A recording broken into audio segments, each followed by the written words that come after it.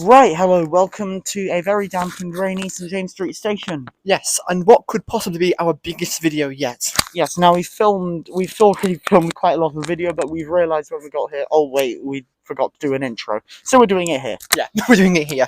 So, what are we doing today? We are doing a complete fleet review of every single TfL service. So that includes all the tube stock, all of the tube stock, all the overground trains, the DLR trains, the trams, the cable car, and every single bus currently in service on TfL. Yes, a massive video. Yes. Don't know how long this video is going to be. Obviously, you'll know by the time if you're watching this how long it is, but we assume it's going to be quite a big, long, hefty one. So strap in. Yes. Anyway, yeah. So we're going to be doing every single TfL service. This is also including the bikes. Yeah, we've got to go on a bike. Now, you can't ride a bike, so that's up to me. Yeah. We will get to see you on our first train. Yeah, let's get our first train, which is, well, now it's our first train, the London Overground Class 710. Yeah, that's what we're going on now. So, yes, where we are in regards to where we are. Yeah, okay, see you there. See you there. Everyone, last one!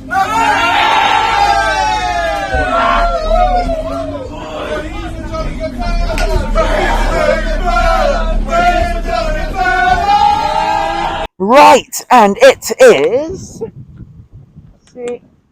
6:08 in the morning. Yep, very late. Very early. Very early. And we are heading to the Walthamstow Pump House Museum, aka Barncroft School, to go and get the first bus, which is the Route W19, aka an Enviro 200, to start off the review. Let's go. Let's go to Barncroft. Let's go. We've got a long day ahead of us.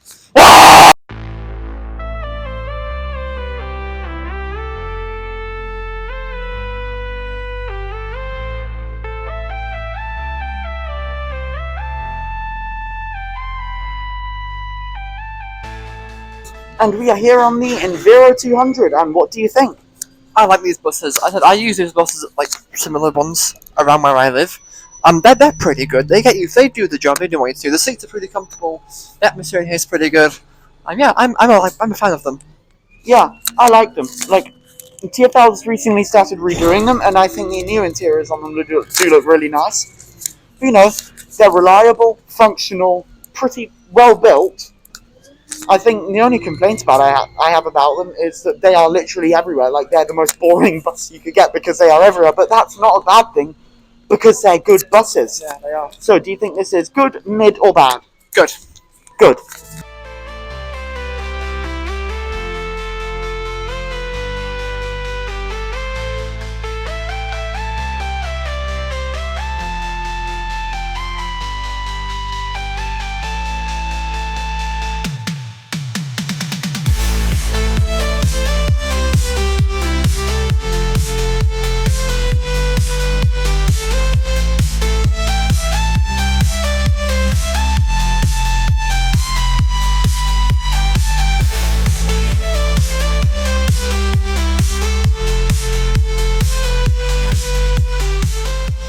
Right, and we are here on the Volvo BZL. Now, I know I said we'd be getting Enviro 400 EV, but they're all around Walthamstow Central. These are only on the 58, and they're not on the full 58 route yet. They're not. They're still being introduced. They're very, very new.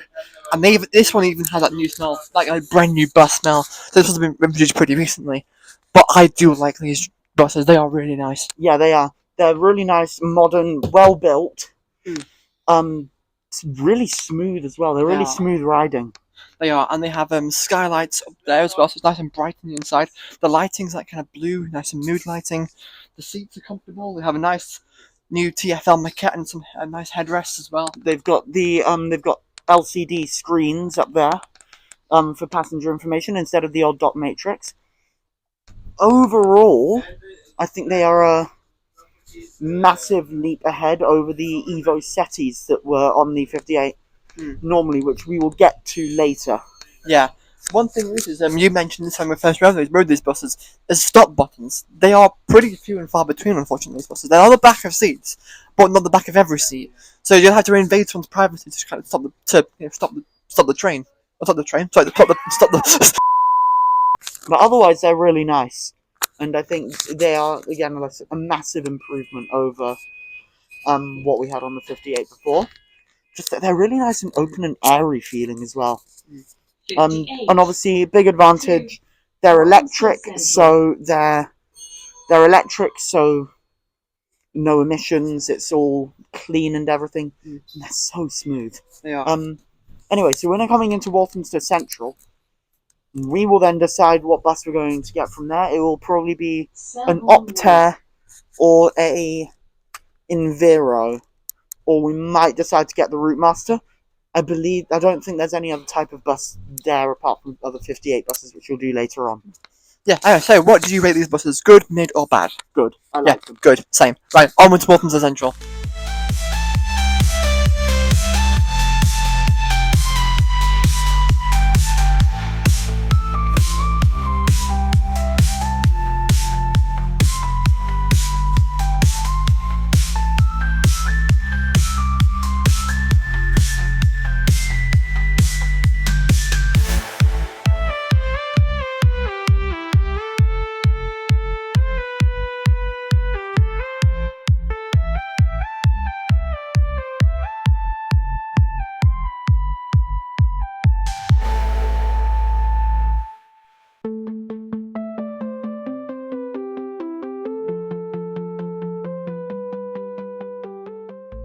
We are here on the Optare Metrocity, which is essentially an evolution of my beloved Optare Solo.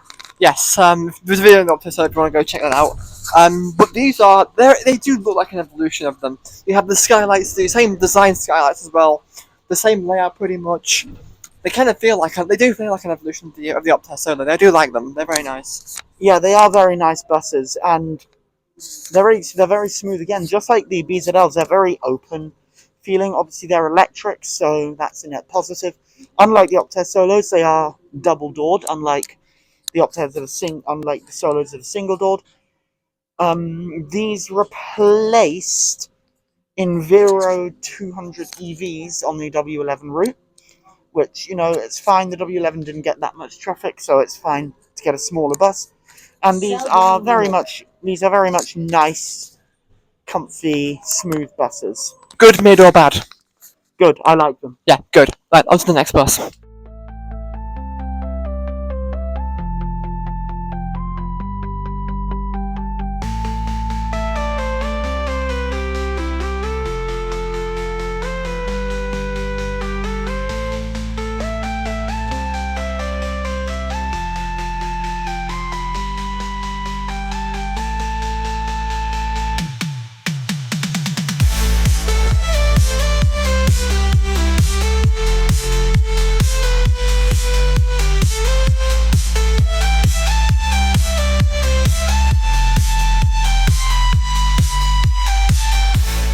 Okay, and we are on the Enviro 400 EV.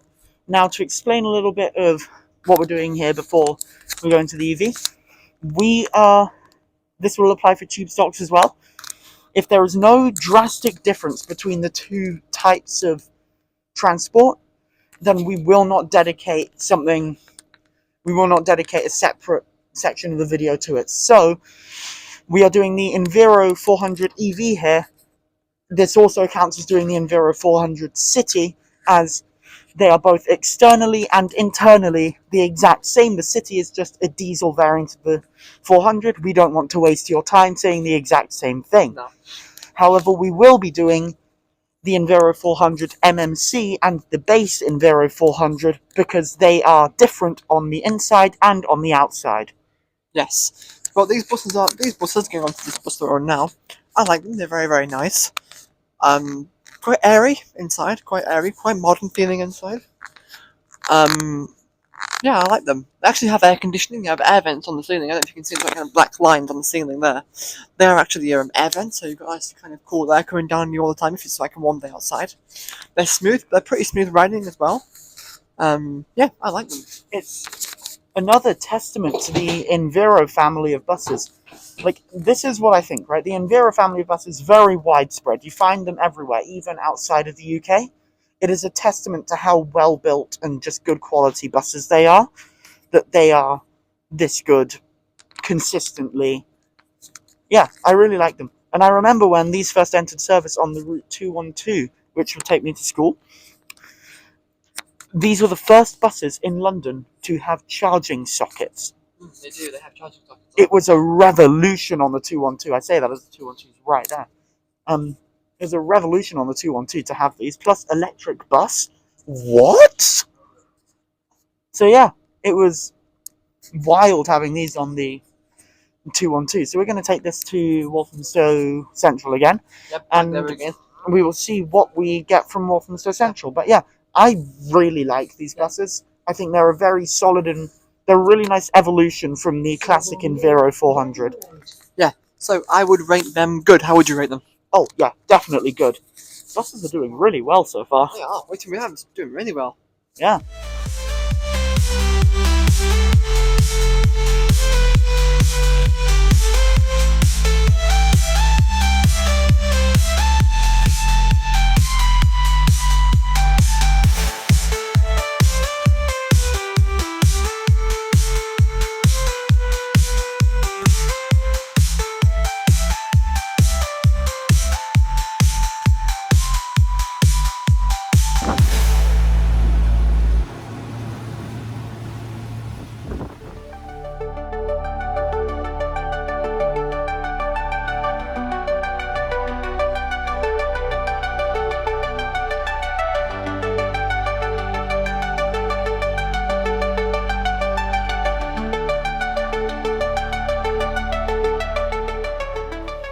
And we are here on what I think is a Wright Streetdeck.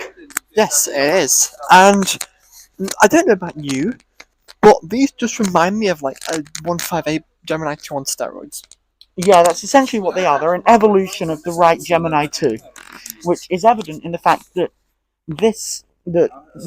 some of the Wright Gemini 2s, especially in central London, have had a facelift to look like these. So this is a Wright Streetliner. We're also counting the Electroliner and the Gemini 2 facelift, and also the Gemini 3s in all of this. Yeah, So this pretty much is. This is what this bus is. yes, these are the exact same interior, exact same exterior. Only difference is like one of them's an electric vehicle, and a few of them are, and the other ones are diesel. Some of them are hybrids. It's really a lot. It's really a lot, and they're all basically the same inside. So we may as well just do them all in one. Yeah, we might as well. But yeah, I'm not gonna lie. I'm gonna make this bus mid. I think it's just a mid. It's a generic, but there's nothing special about it. It's a bit mid. What would you rate it? Yeah, same. Like, they're supposed to be an evolution of the Gemini 2s, but while they definitely feel like an evolution of the Gemini 2, they don't feel like much of an evolution of the Gemini 2, especially for the fact that since only one of these variants is electric. Whereas, compared to something like the Enviro 400, MMC, City, and EV, those feel like massive evolutions from the base Enviro 400. So, yeah, I'd say these are mids. They're not bad. They're not bad buses by a long shot, but they're not amazing buses. They're not good buses, you know? Yeah. Anyway, on to the next bus. Yes, on to the next bus, which I have no clue what it's going to be. Let's find out. Let's find out. Let's go.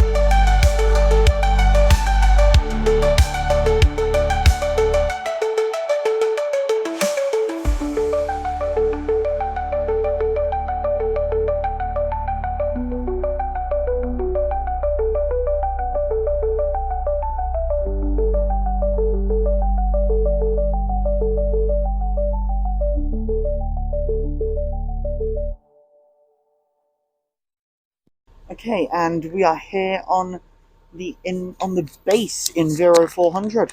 Yes, the basic one. I like them. I do. They're a classic. They're an iconic classic bus, and yeah, they still serve their purpose well. Yes, they're diesel, and yes, there are better versions, aka the cities and the MMCs, the EVs. But you know, they're decently old now, and they still serve their purpose well. They're comfortable enough, and they're good, solid, reliable buses, just like the 200s. Yeah, they're nice and comfortable. Got a good wayfinding. They're a bit dated on the interior, but that could either have done with the refresh. So yeah, I say they are a. I give them a good. I give them a good 2. Yeah. Right, let's head back to Central and see what we get from there.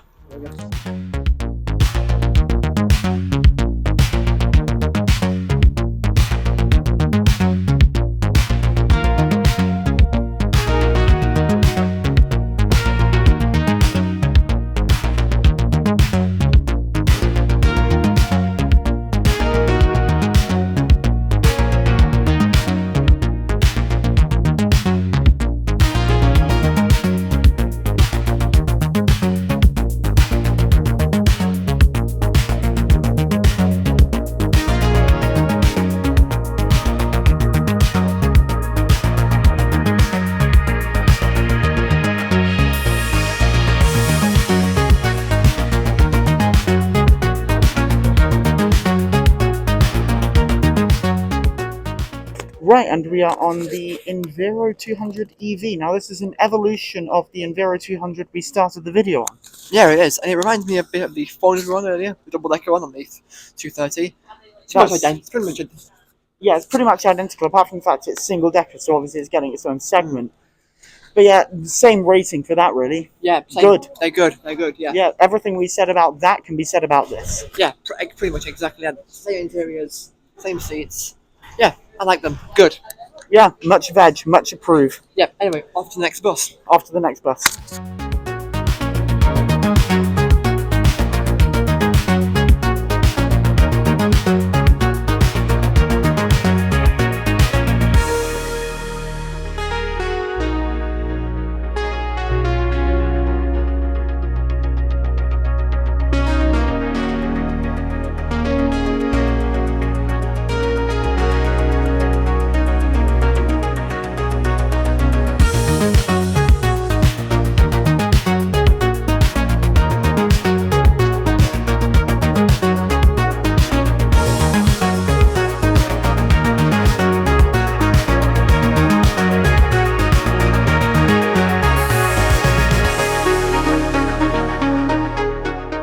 Right, and we are here on the second to last bus in Walthamstow, which is the Route 55 new Routemaster. Yes, probably one of the more iconic buses in London.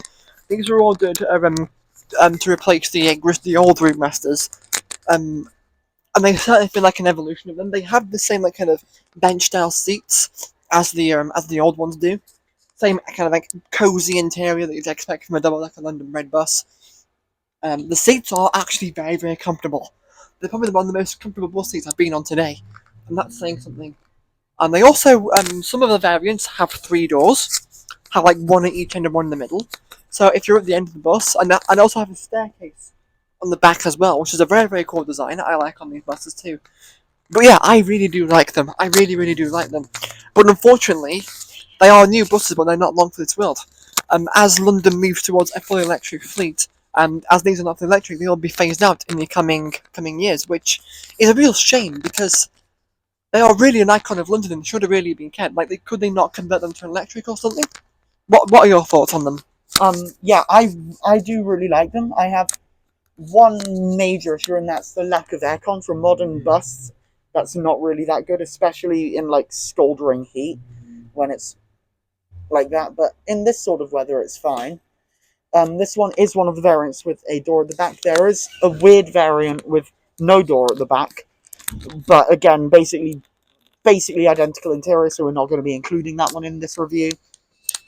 Yeah, overall though, I really like them. I really like the interior. They definitely remind me of the old Routemasters. They definitely feel I feel like they've nailed the modernization of the classic bus completely. much better than Wright did with the Gemini 3s when compared to the Gemini 2s. Oh yeah, absolutely. The Gemini 2s feel very much just like a slight upgrade. These feel like a proper modernization of a classic design. Anyway, yeah, so I rate these as a... Overall, yes, they're good. Yeah, I good. Right, on to the next bus. On to the next bus.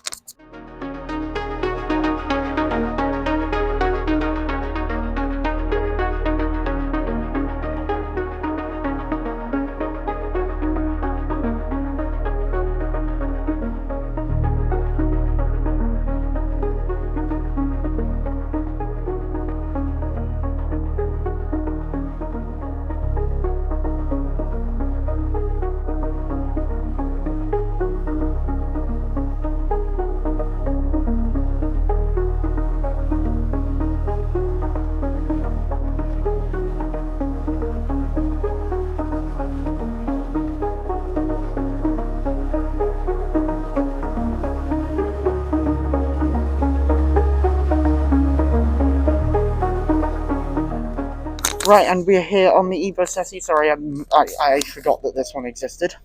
Yeah. For obvious reasons. Yep. This is not... I do not think this is a very good bus. The seats are very... Well, they're different design, and they're very, very uncomfortable. The bus stinks in here. It's falling apart. It's rough. I don't like them. They're the new 58 buses are a much improvement. These are bad. I'd even go as far to say I prefer the Gemini 2s on the 58 than these, despite the fact that the Gemini 2s are about 10 years older. Yes, these are from this is a 17 plate bus. I think it's from 2017. It's not even 10 years old yet, and it's already falling apart. It's decrepit. It's falling apart. Like, it's all rough around here. It's not very good at all.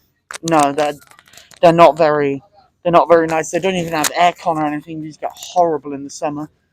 They're just not that nice. I don't like going on these. I much prefer the Gemini 2s, and I much prefer the new 58 buses. So, yeah, I'm going to give this a bad. It's our first bad of the video. Yeah, it's also mine. I'm going to give it a bad too. Yes. Now, let's go and get an actually good bus, which is the Wright Gemini 2. On the 158. AKA the best bus route of all time, as proven by this video right here. Or there, whichever corner it is, I don't know. We will be going on the Wright Gemini 2 next, so we will see you there. Let's please get off this bus. Let's get off this bus as soon as possible. It's There, awful. The Wright Gemini 2 is right behind us. We could just get off next stop and... Do you want to get off next stop and just get the Gemini 2 behind us? Yes, let's do that. Let's go. Let's do that.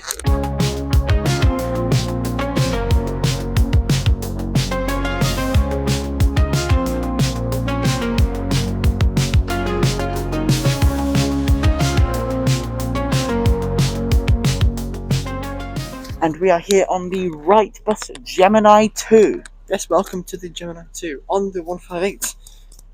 I really like these. Like, I'd actually go as far to say I prefer these to the Gemini 3s, the Streetliners, and the Electroliners, and even the facelifted Gemini 2s. Oh yeah, I like them. They're really nice. They're quite quiet. They're really nice and smooth as well, and they're not very rough riding. Yeah, I like them. I like them. They're very, very nice.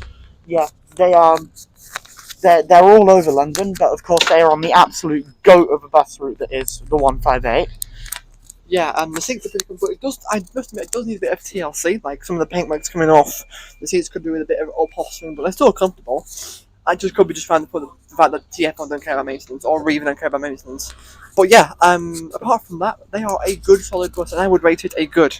Yes, and it's actually funny, they are falling apart less than the much newer EvoSetis are.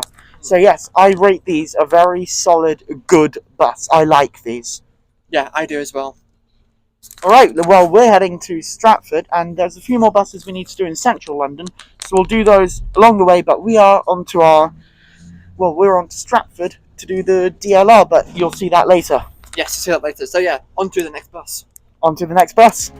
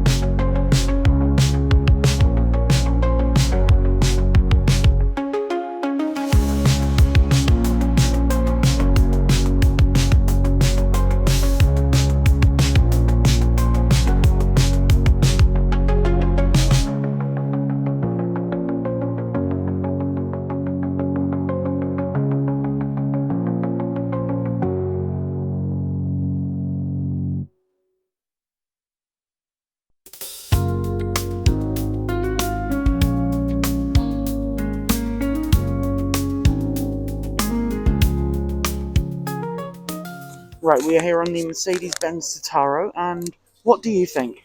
They're not too bad. They're pretty nice on the inside, pretty nice, pretty spacious. The only thing that's down is like it's the seats. The seats aren't very comfortable on these. No, the seats are not very comfortable, but they're nice, and they have this really like old, lovely retro feel to them. I really like the retro feel. I'm gonna give them. I think they're good. I think they're good. Yeah, I'm gonna give them a good as well. Yeah. Sorry if this bit is really short. We are currently dashing to make a 5-minute connection at Lewisham. Yep. Let's hope we make it. Yep. Otherwise, this entire day is ruined. Yep.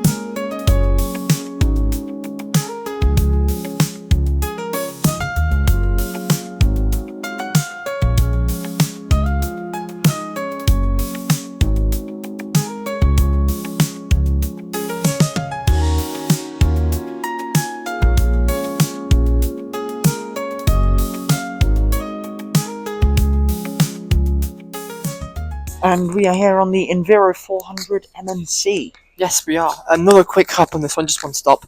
But yeah, I'm pretty good. They're like an evolution on the other Enviros. Seats are comfortable.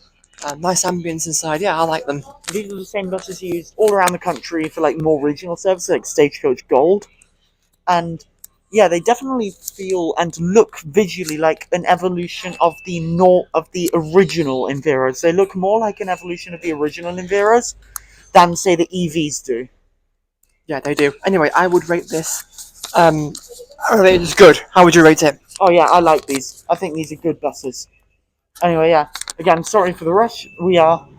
Some complications have happened in the timetable. Yes, very much so.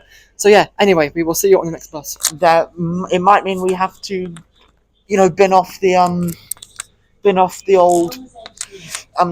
BZL single decker, but they're basically the same as a double decker, so take that as you will. Anyway, yeah, let's go back to the trams. Let's get back. Yep. Well, for you, let's go to the next bus.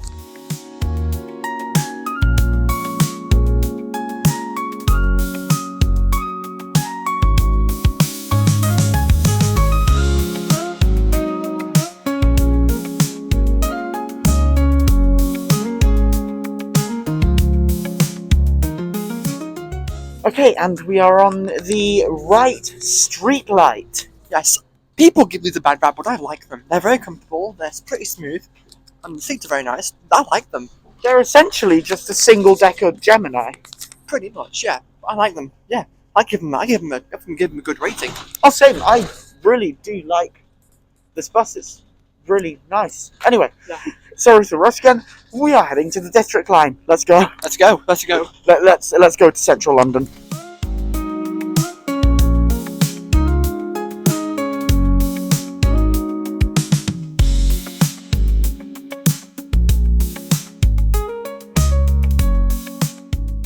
Right, so a little discovery. We didn't actually know this bus existed. We were on our way to the waterfront to the Thames Clippers.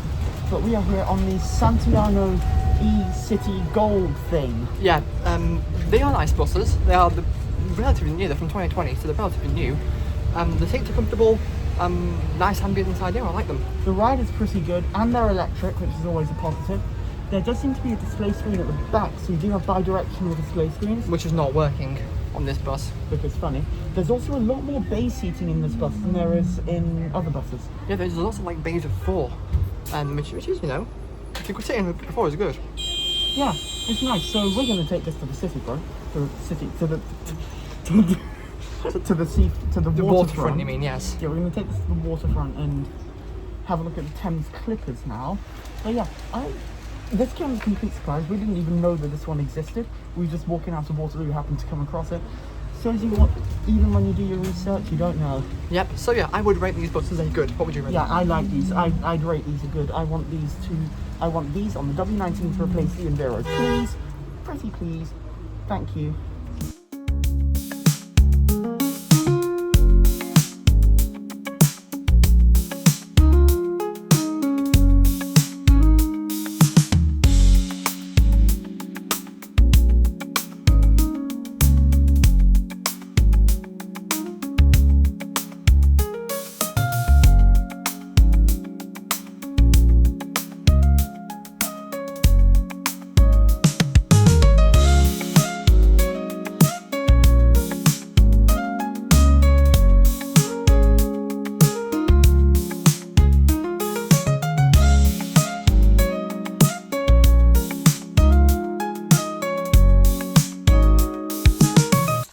Right, and we are here on the Wright Electroliner BEV, battery electric vehicle, and I don't know which one this is. It's probably like the Gemini 5 at this point or something. Yeah, but they are very, very nice. I like them. Very smooth. Mm. The seats are so comfortable. They have a nice little nice leather headrest in the back as well. Yeah, with like the TfL roundel, and unlike most modern train seats, they actually have padding. Yeah, Which- trains couldn't. 710s could never. I know, like, why are these so nice when 710s are not? Like, these are lovely. I really like these buses. Please put these on the 158. Yes, they are very nice. They're very smooth, very nice and spacious as well. Again, like the 58 buses, have a skylight in the roof, so it makes it even that more brighter. But yeah, I like them. They're very, very nice. I will give these a good. Yes, I will give these a good. And another positive, they are obviously battery electric vehicles. Obviously much better than a diesel vehicle. They are just nice. They're nice and open and airy. And they don't have the normal TfL maquette on the seats, but like, I really like how well padded these seats are. Like, they are a lot better padded than a lot of other bus seats. Like, these ones you actually properly just sink into a bit. Oh yeah. Anyway, I will give these a good. Do you give them a good? Oh yes, I give these a very good. Please put these on the 158. Please put these on the 158. I don't want Gemini 3s. Just put these on the 158, please. Yeah. Anyway, let's go on to the next bus. Yeah, let's go on to the next bus as we're passing another one of these. I really like these. I am very pleasantly surprised by these buses. I am too.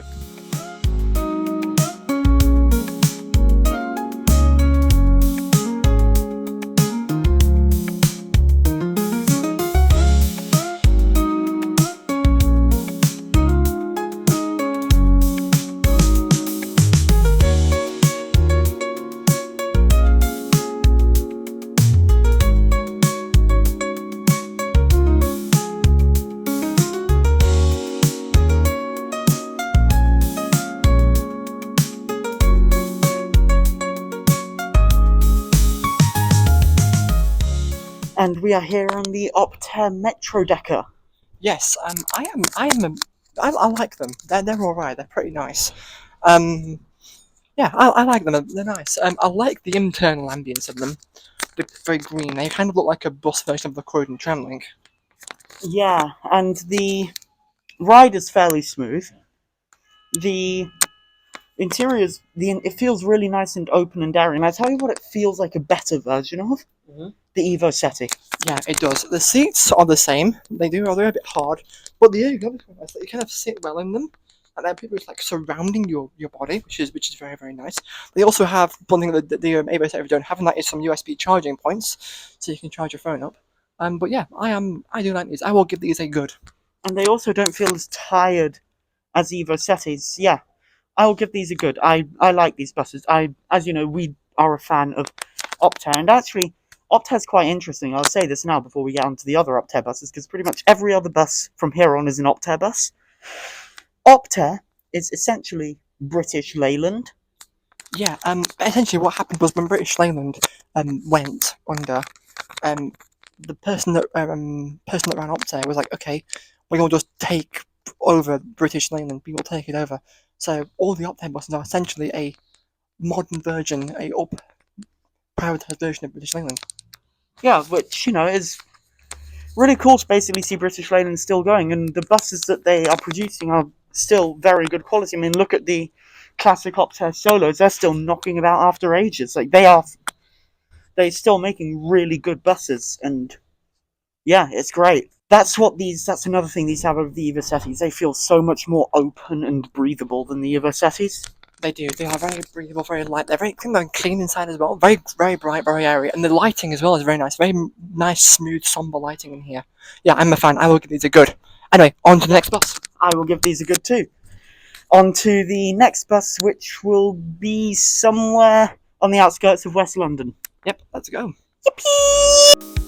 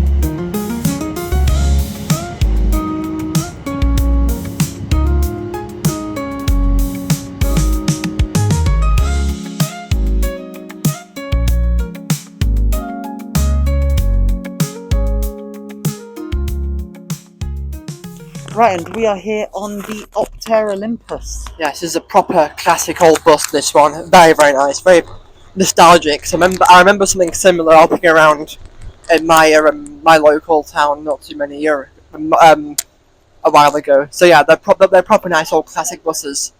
I do like them. Yeah, they are. They are like, these are, I think these are probably the oldest bus that we've been on, the oldest bus in London. These are like really, but they're still like really nice. They're definitely in need of replacement, I'd say, because they are pretty, they're very much showing their age. These are from 2009, so they're pretty old for bus terms. Yeah, they were built, these Olympuses, according to Wikipedia, were built between 2006 and 2011, so this is on the kind of like newer-ish end of the spectrum. But yeah, I like them. Seats are comfortable. The engines are very noisy, which is to be expected from a diesel bus, an old diesel bus. But yeah, I like them. I will give these a good. Yes, I will give these a good, but in need of replacement, probably with something like an Enviro, if we're looking at how it is. But I generally really like Optare buses, and you can find these around the country as well, like definitely in more rural areas, and also these operate the Big Bus London service as well, which is like a big tourist bus, which is not a TfL service. If that was a TfL service, we would have taken the opportunity to do that in central London, but no, we're here in Worcester Park. Yep, we're here. Anyway, that's it for this bus. We will go on to the next one. Yes, so let's go on to the last bus, which is the Optare Solo SR.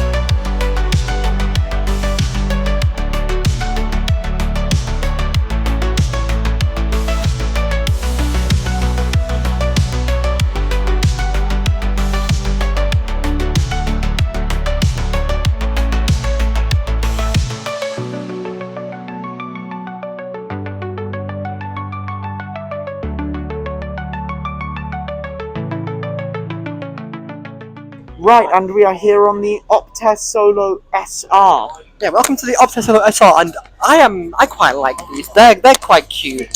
Internally, they are very, very nice. They do remind you of the old OG Optare Solos, which, rest in peace, no longer serve London. But you can find them everywhere elsewhere.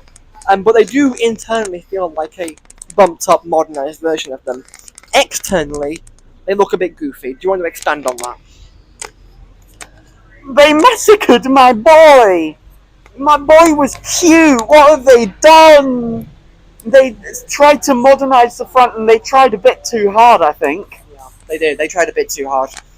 Actually, I think a design that suits the look of the evolves on the Optare Solo a bit better than this one does is the Metrocities that we looked at on the W12. I mean the W11. They looked actually really nice. Yeah, they did.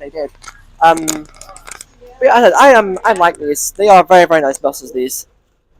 They can definitely tell they're a Solo because it has a massive Solo logo at the front of the bus. So yeah, I do like these buses. They're very, very nice. Yeah, they're nice internally. They're cozy. They ride actually really smoothly. They're a pretty smooth ride. Obviously, they're Optare, so they're well built. They're good buses, and yeah, I really like them. They're also the only bus in London that operates under TfL to have a dot matrix display at the front. And not a blind or a screen like the other buses do. I don't know why that is. Could be a design choice. Could be just the limitations of the bus. But I quite like them. They're very nice. They're very, very nice. It's also the smallest public bus in London as well, with a total of, I will count it now, 1, 2, 3, 4, 5, 6, 7, 8, 9, 10, 11, 12, 13, 14, 15, 16, 17, 18, 19 seats. Yeah, which is not a lot, but for the routes that these operate, I think that's pretty much enough. Like these are good for like on the small little local routes, like the H's and the W's. I wouldn't want these on like a 158 or something. But for these little routes, they said they are fine. Another thing to mention is the window that opens at the front. I have noticed it is raining heavily at the moment, and the window does let water in a bit. I have been splashed a couple of times, so they could maybe redesign the window a bit to kind of keep the water out. But little minor inconsistencies. But I do like these. I'm going to give these a good. Yes, I'm going to give them a good, despite how I dislike the external design. That's not the point of it. It's supposed to be functional, and internally it is functional, and I like it. So yeah, I'm going to give it a good. Now, Ewan and I are off to. We're going to head back to Golders Green Station and head towards Walthamstow to do the overground and crossfail. Yep, because we now need to do trains.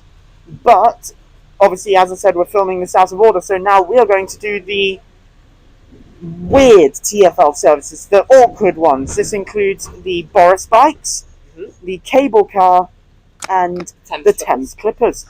And these services are services that are not included within the normal travel card price. Yeah, so you cannot use these services on a travel card. You have to pay a supplement there, like on an Oyster card or a contactless card. You cannot use a travel card on them because they're kind of a somewhat premium service, I feel.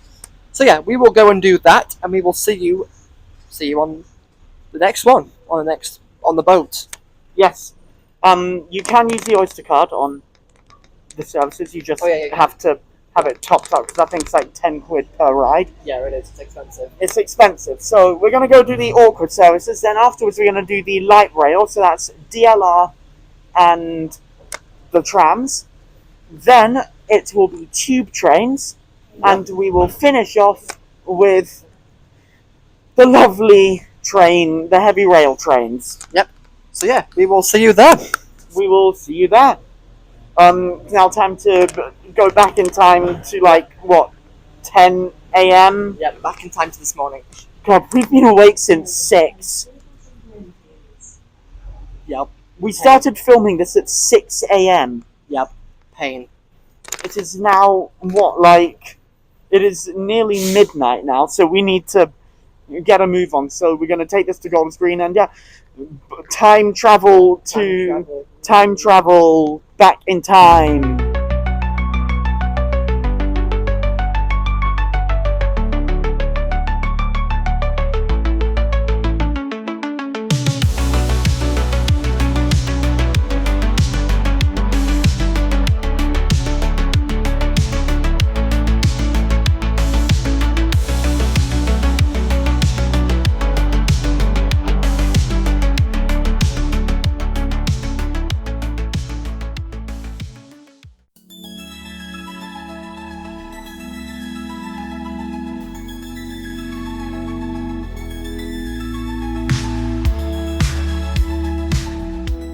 And we're outside Waterloo.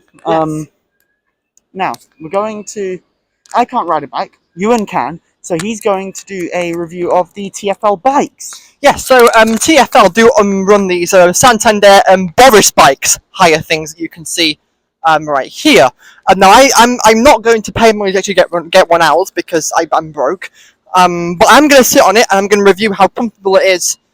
I'm going to review how comfortable it is. So yeah, I will pass you the camera and you will film me doing this. So the saddle, it's a bit wet 'cause it's been raining, but the saddle looks like it's a good, good design. The handles are in a good position. The pedals are very nice. You know what, this thing's actually really comfortable. Yeah, I can see myself riding this for a decent period of time. So yeah, I will give these a good.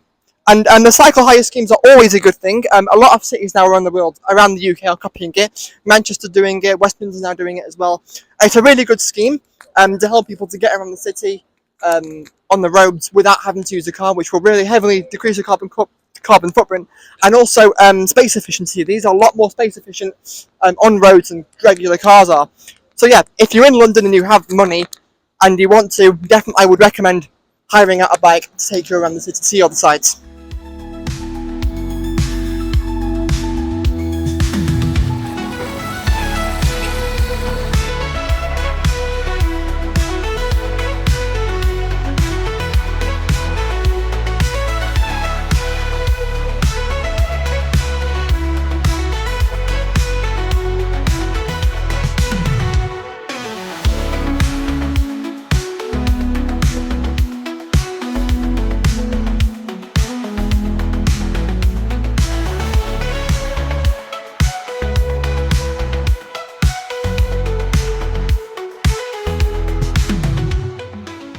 Right, and we are here on the Thames Clippers, and they are by far the nicest TfL service. Yes, they are.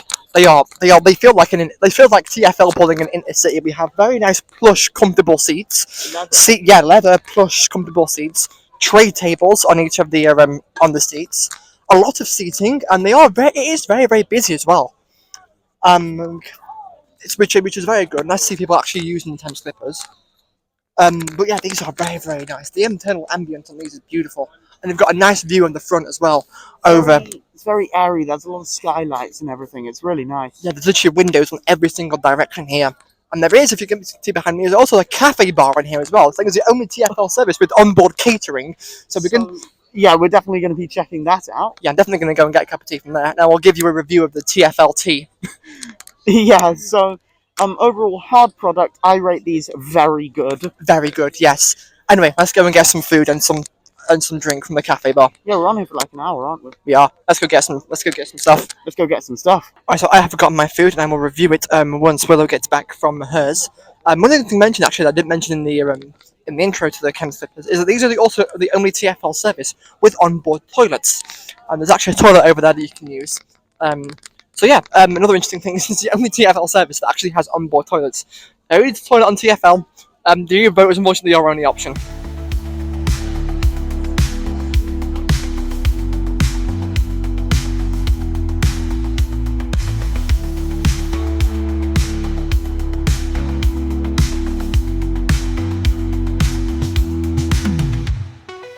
And we've moved seats because a lot of people got off here. Because we are now at Tower Bridge, so a lot of people are getting off. Yeah. Anyway, we are now going to review the TfL onboard catering on the Thames Clipper. Yeah, so I've just had a taste of the hot chocolate, and it is really nice. I'm now going to do a first test of the tea. Very nice. And I've also got myself a pan of chocolate as well, which is looks very, very nice.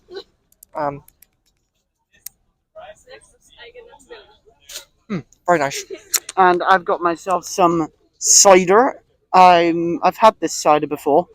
I know this is good cider. And I've also got myself some, on the side of things, some cider crisps, because cider. Another thing I like about the Thames Clippers is all the vessels, all the boats in the fleet have actually got a name. So they've all got an individuality to them. So for example, the unit that we're on is called Hurricane. There's a bunch of other ones in there. I'm not sure the names of all of them, but I know the one we're on is called Hurricane. So yeah, it's nice to have a bit of a naming system to TfL. Also, I've just been on the toilet, just used the onboard facilities, and there's definitely worse toilets out there.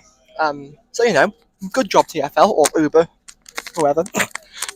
Like, okay, some of you might say this isn't a TfL service. It has an Oyster card reader, and it is TfL. Uber just sponsor it, I believe. So this is a TfL service. Yeah, so we're counting it. It's a bit like I think the model is more like It's a safety announcement. It's more like the like Crossrail, like TfL run it, TfL own it and operate it. TfL own it, but MTR are the people that actually run it. It's the same. I think it's the same system with this.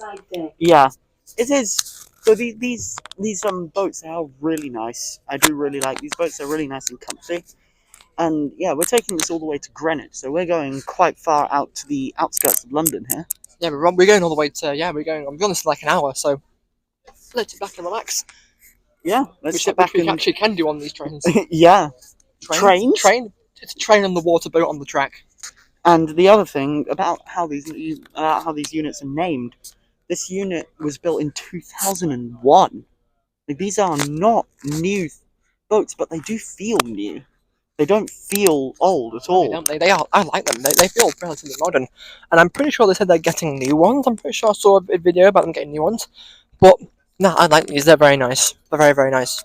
And still very, very good. Anyway, we will see you at North Greenwich.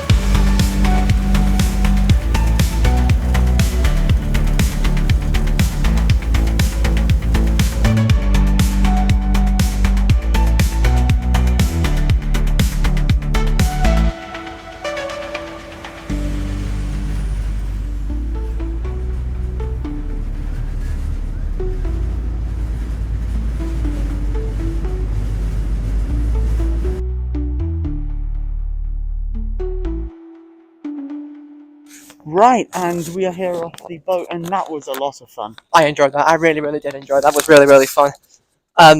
Probably the TfL's premium service, by far and away. Toilets, cafe bar, plush seats, that was definitely the experience. If it is only cost £10.25 to get here, which for the premium service, obviously I have to pay for your food and everything on the, but for the seat, for the views, for the ride, for the experience, I think it's definitely worth it. Yes, and it is also the only TfL service in which you're actually allowed to drink alcohol on board. Yeah, it is, which is very, very cool. Anyway, we're here at North Greenwich. We're going to take a short walk to the cable car stop, and we're going to go and have a look at the cable car. And thankfully, Growl Tiger didn't get us, so we can now go to the cable car. Let's go to the cable car. Let's go.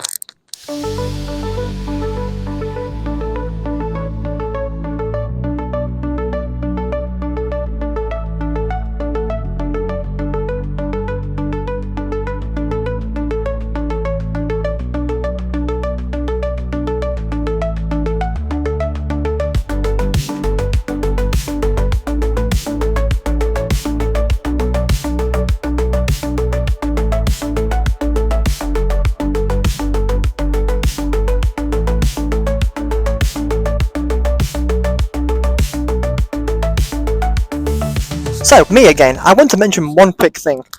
That colour behind you should look pretty familiar, because it's purple. That is pretty much, I believe, the exact colour they use for Crossrail. Does that mean this is the Cross River Rail thing? I mean, hasn't First Group won this and Crossrail? So Yes, they have. we're gonna get First Capital Connect Cable Car Edition. Whoa, let's go. Anyway, it says no entry there. We're going to go round the actual entrance. Let's go and get a cable car.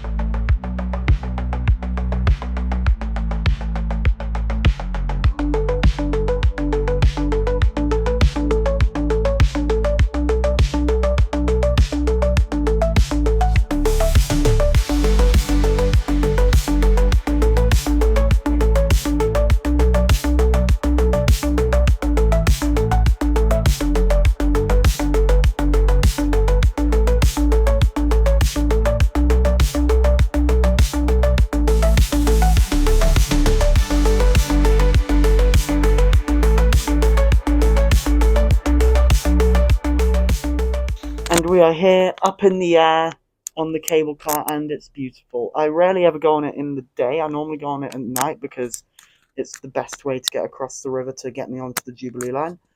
But it is absolutely beautiful. It's so serene just being here in the clouds. Yeah, the view to get from here is stunning, and even the views of trains, because you've got the DLR over there as well. You've got the riverboat as well, which is below you on there. And they've got London City Airport as well, not too far from here. So there's a lot. Yeah, actually right over there. So there's a lot of stuff to see from here. But now this is a TfL Fleet review, meaning we are actually reviewing the pods themselves. I don't like them. The pods, the cable car kind of good, but I think the pods could be better. For one reason, the seat is god awful. It's so uncomfortable. It's hard as nails. It's not really well supported. You cannot sit comfortably on these pods. Granted, you're only on it for a few minutes, but still, it really should be a bit comfier. We are obviously here. We are in the middle of winter, and the pods don't really seem to have much in the way of ventilation. So when you're up here with full glass everywhere, it can get really, really hot and really stuffy in here. Because we're in this now, in the middle. It's sun's beaming right in, and it feels really hot and really stuffy in here. Like, it feels like there's not much fresh air in here at all. So, yes, the view is nice, but the atmosphere actually inside the pods, I could say, is room for improvement.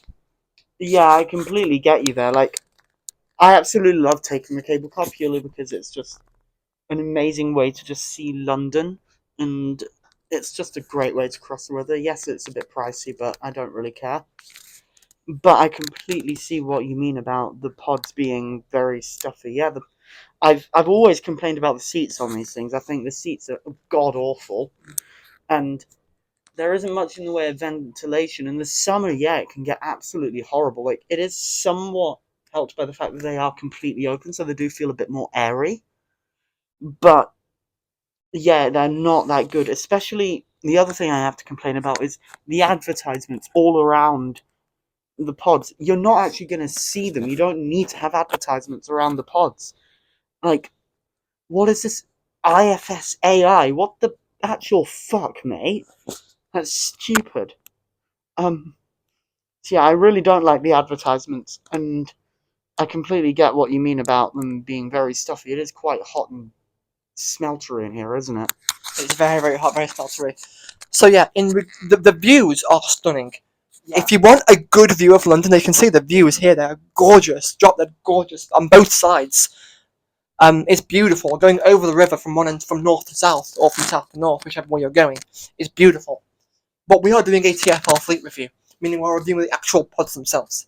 And the pods I'm not a big fan of. So, I am going to give this a medium.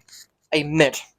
Yes, same. I'm going to give these a mid. I'm not giving them a bad purely because the views and the fact they're completely carbon neutral definitely help them out. Definitely, yeah, that's definitely one thing. But the actual pods themselves, if we were rating the pods alone, without the views and without the fact that they're carbon neutral, they would probably get a bad from me. But the experience of the cable car definitely makes it better. Anyway, let's go on to the next thing. I see a plane taking off. That's cool.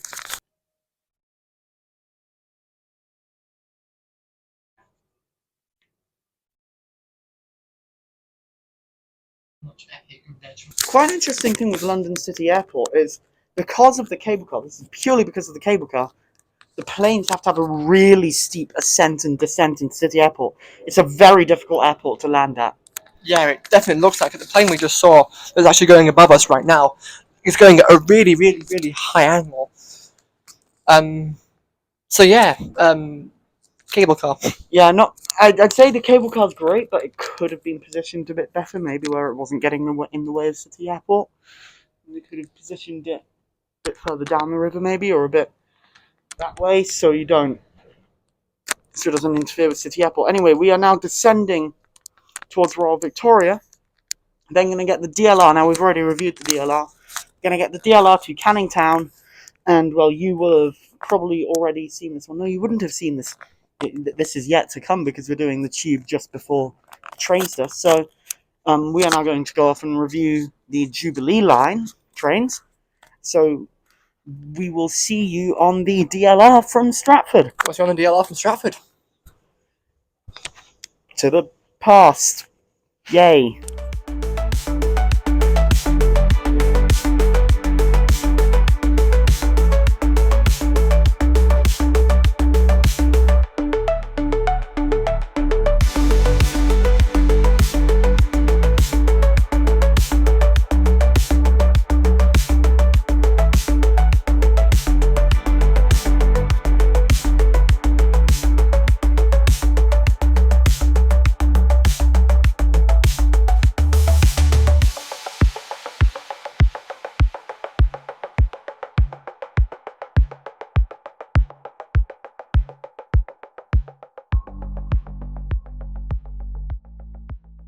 Right, and we are at Stratford after filming the 158.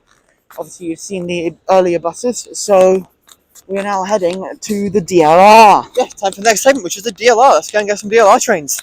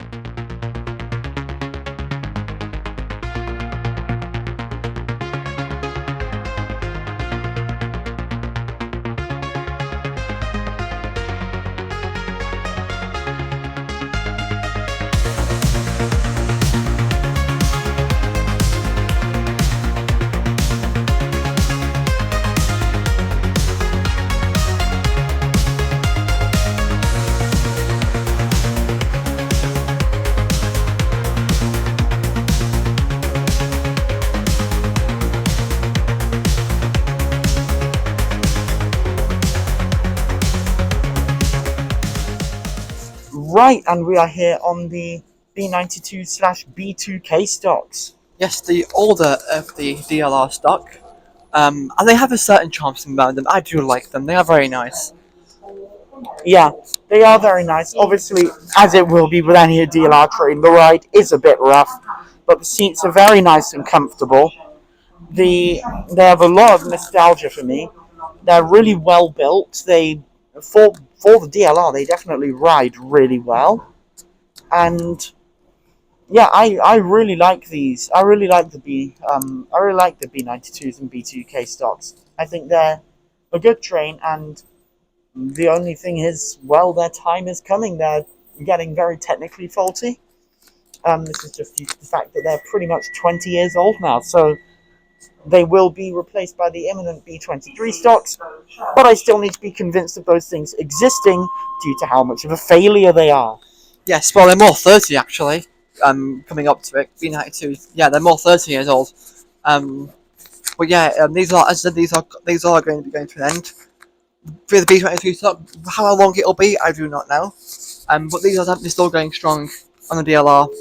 Yeah, I like them. I will rate them a good train. Yes, I will rate them a good train as well.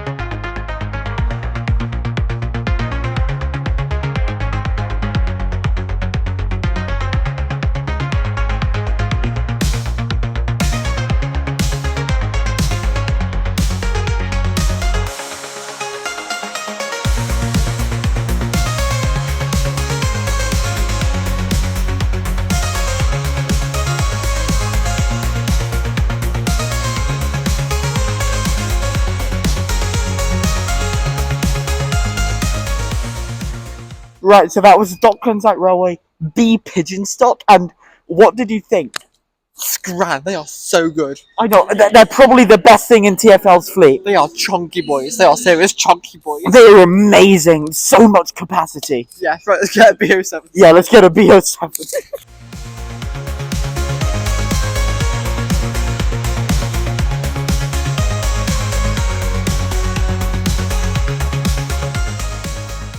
Right, and we are here on the DLR B07 stock, and what do you think?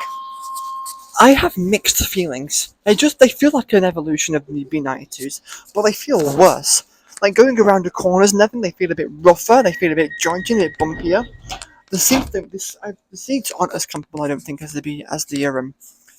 Obviously, we can't do it now because it's quite a full train. But the seats aren't as good.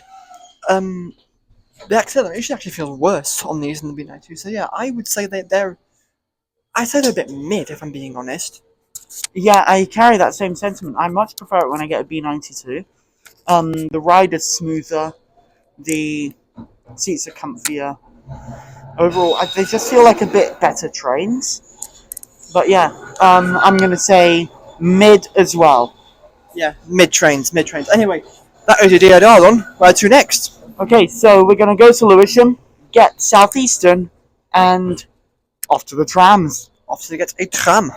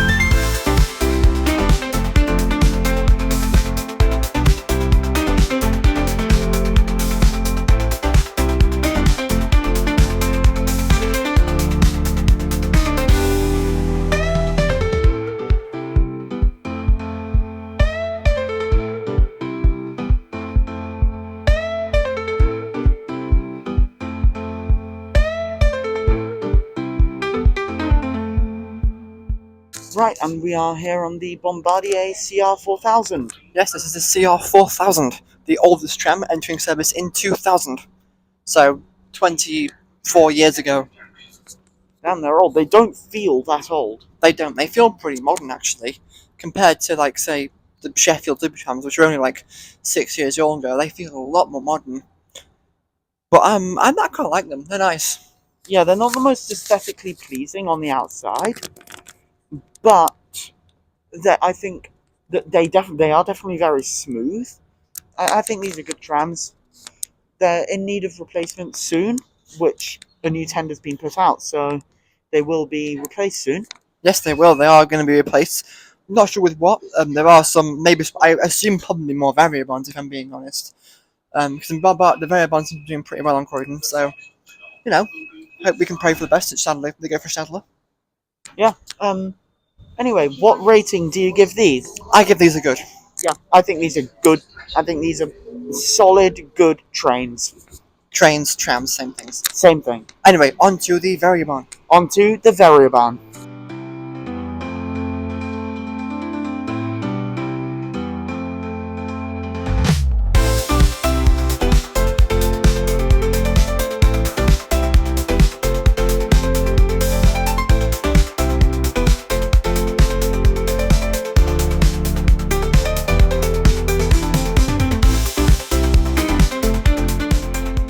Okay, and we are on a Variobahn in a very good time. Yes, we literally have a straight connection at Sandylands. I was going to say Sandhills, and this is not Merseyrail. Yeah, direct connection at Sandylands.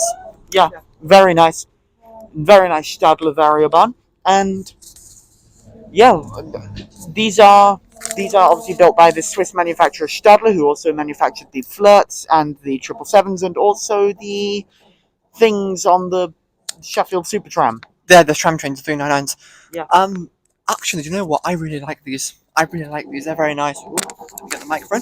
I really like these. Very green inside, as you'd expect from a Croydon tram link. Feels a lot more spacious and a lot kind of bigger. It feels like you can fit more people on this tram compared to the CR4000. So I think they're definitely an improvement over the over the CR4000. So if when they get replaced and they replace them with these, I think it'll be a pretty good replacement. Well, I see what you mean about the seats being more plush. Like, they definitely are a bit more padded. I think what we get in padding here is the CR4000s have a bit more recline, a bit more ergonomic shape to them. So you can sit back and relax in them a bit more. But, like, really, it's not that big a difference. But not, no. I think for sitting like this, yeah, the Variobahns are better. They're a bit more padded. yeah, also they definitely again feel very open, very nice.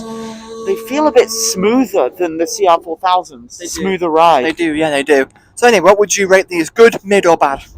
Oh, very good. These are very good trains. Yeah, I agree. Right, that is the trams done. What? Yes. Now we're going to move on to probably the thing that everyone thinks about when they think TfL. We're going to move on to the tube. The tube. Let's go and get some tube trains.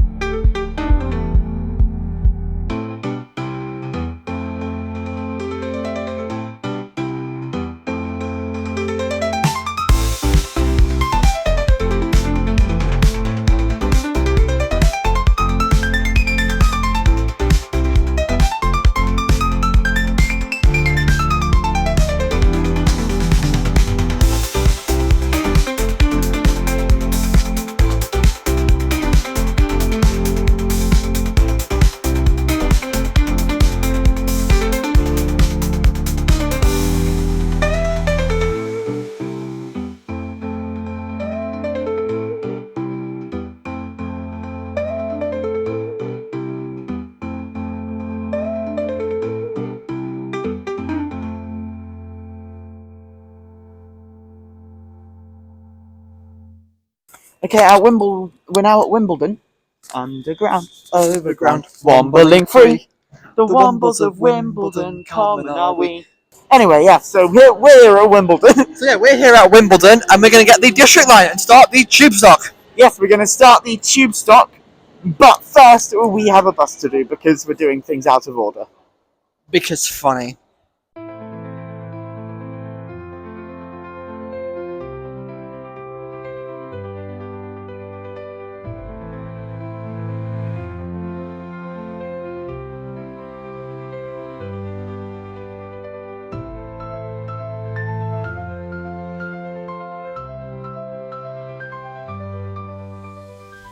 Where the fuck's my fucking train? London Underground. Right, and we're here at the tube. Yes, we're here on the tube. I got myself a cup of tea from Greg's because I need it after all the stuff we've done today.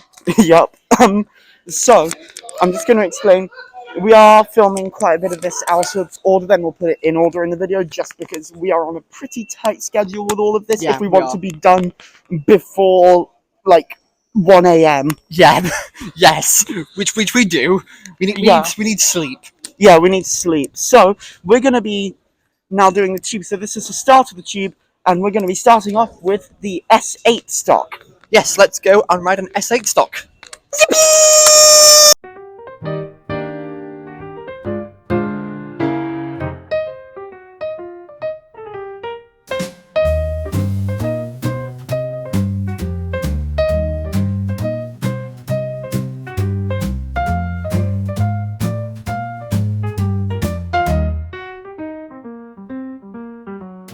And welcome on board the London Underground S8 stock.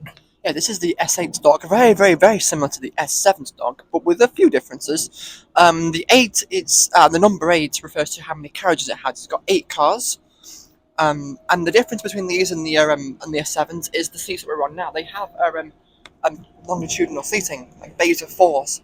Is it longitudinal? Yeah, it says longitudinal, isn't it, or the transverse? Something. They have bays of 4s. Forward and back. Yeah, they have bay seating, bays of 4 seating. So, you know, if you're in a group of 4, you can sit together. And it's better for longer journeys, which the Metropolitan line does. It does do longer journeys up towards Buckinghamshire.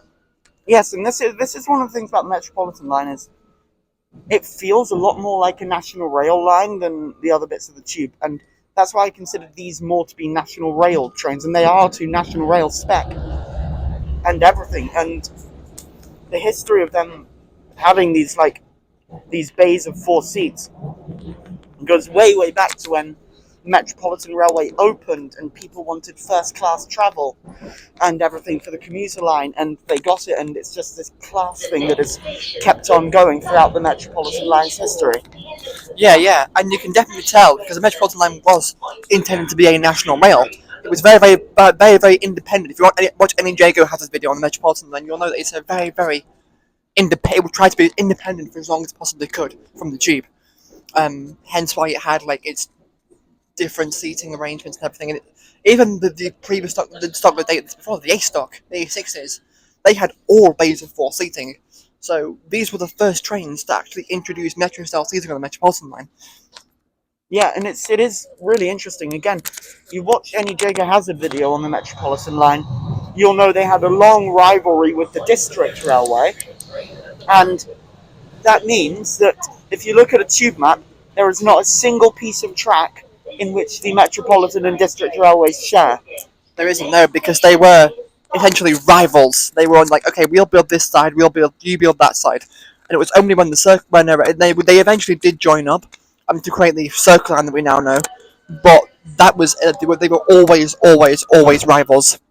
Yeah, and the seating layout does go all the way back to when the Metropolitan first opened, and it was for the upper class people that lived in like northwest of the London. Whereas I think it's just really cool seeing how it's sort of carried over into the tube, and definitely shows in the layout. These trains feel like National Rail trains to the point where these, I believe, are even in the Electrostar family of trains. They might possibly tell me, but anyway, yeah, I like these trains. They're very nicely laid out. They do handle the crowds well, for busy commuter times.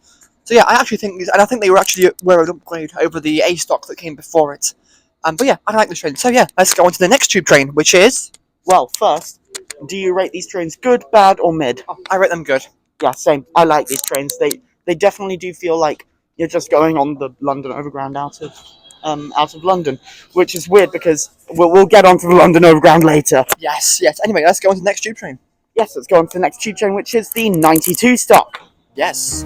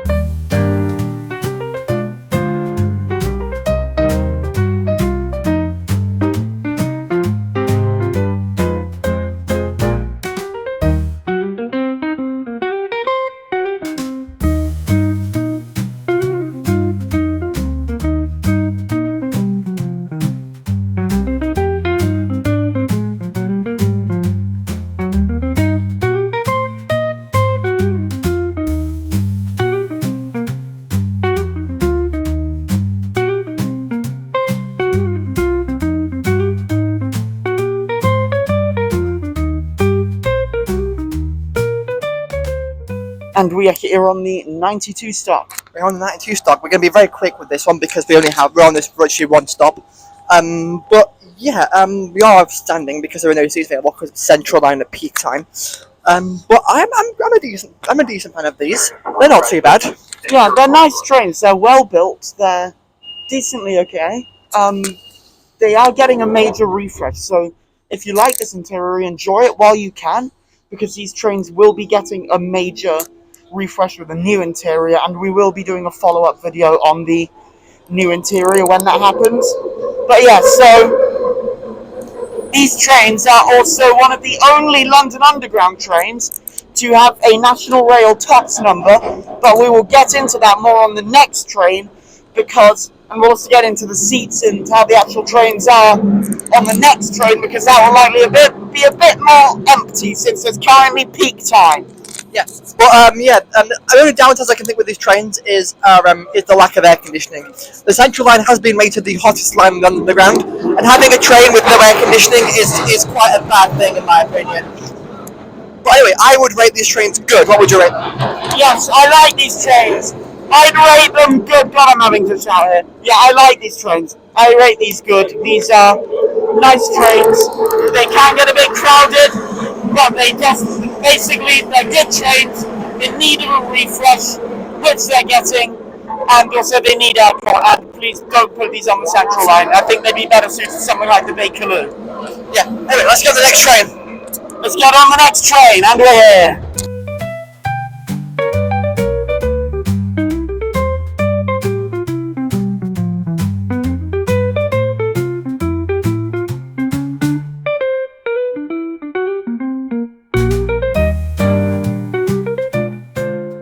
So we're currently walking to our next train, which is another 92 stock, or I think it's 93 or something. It's the Waterloo and City line. But this is interesting. So the thing that we're currently walking through right now is the actual bore that they use to bore the tunnel. We will see it in literally 2 seconds behind us. Oh, we're under it now. And that red thing there, that is the thing that bored this tunnel when this tunnel was made in the 1980s to link the Waterloo and City line to the Docklands Light Railway. So, you know, Bank Station really isn't as boring as you think. Good joke. Write the joke in the comments. 1, 2, or 3. Please rate it 1. I rate it a 3 because... Boo! I eat you. I'll eat you now.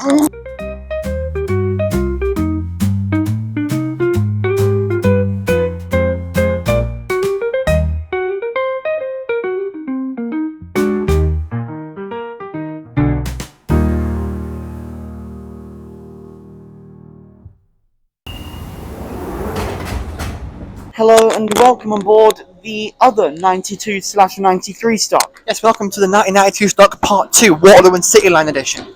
I prefer these Central Line ones because of 2 reasons. The ambience just feels a lot more kind of cleaner than the Central Line ones. They seem to be a bit more cared for. And the fact that these trains have, these seats on these have armrests. Like my arm is laid on the armrests right now, and they definitely are an asset. These are different because these were originally ordered by Network Southeast. Yeah, I'll get into. So basically, the reason why the 92 stock is the only underground train to have a TOPS number is because these trains on the Waterloo and City were not originally part of the London Underground. They were part of National Rail, Network Southeast, British Rail, and so they had to have a Network Rail TOPS number. Yes, and in 1994, when the railway was privatised, the Waterloo and City Line was sold to London Underground for £1. And then they took these trains as well, gave them a load of London Underground interior, exterior, and the TOPS number's no longer on the trains. These are now just the 1992 stock again. But they do have a TOPS number, which is, I believe, just a 482. But yeah, I think these are good, and these also feel a bit more cooler than the Central Line version, the Central Line trains as well.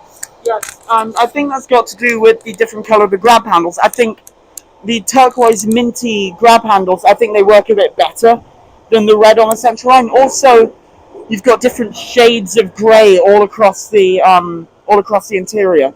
But yeah, overall, what do you rate these? I rate these are good. I rate these are good as well. They're very, very good. I really like these. Anyway, we're pulling into Waterloo now because it's one stop, so we will see you on the next train out of Waterloo. Yep, let's see you on the next train. Let's go.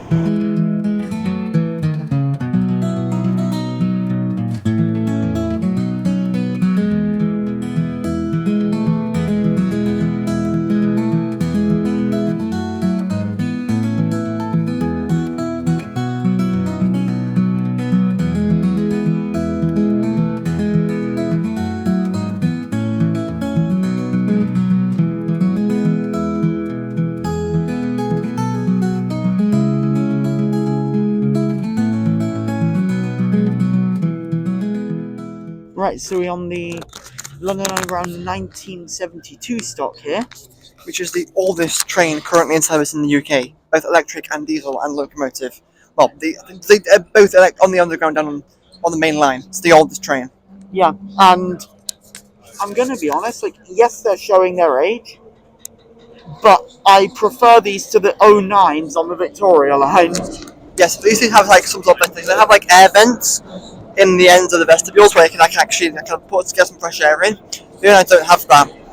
We also have these like have nice bays of floor seating as well, so you can actually face forward on these trains. Obviously, you have the metro style longitudinal ones as well. but the ambience in him is really nice. Like the seats are really plush and comfortable. Yeah, I like these. These get a good on my books, on my ratings. Oh yeah, like they need replacing obviously because they are old, but they are still good. I like them. Yeah, I like them.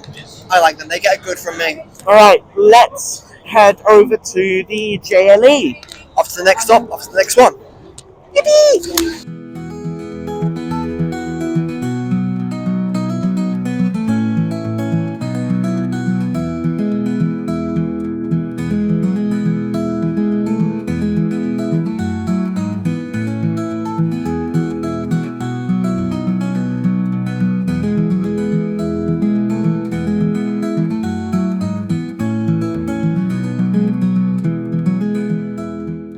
And we are here on the London Underground 1996 stock. Okay, welcome to the 1996. Probably one of my favourite deep level tube stock. They are really, really, really nice. The internal ambience is beautiful. Like they are very bright, very open, very airy, and partially impacted their recent refurbishment which they had in the last 5, 6, 7 years, and which has really, really made them brighter and opened up that. But yeah, I do like them. They're probably my favourite deep level tube stock. What, anything to say on them? Oh yeah, I hold the same thing. These are probably, like, I know it's blasphemy to the 72s, but I prefer these to the 72s. Like, they are just so nice to travel on. They feel, you really don't notice the fact that these don't have aircon. They are very nice, very airy, very open. They eat up passengers like it's nobody's business. And the ride is very smooth. You don't really feel that many bumps at all. You don't know, you don't. Like they are really, really buttery smooth. It's a pretty full train, but yeah, you don't really feel like you're in a full train. Yeah, I am a big fan of these trains. I give them a good. Oh, same.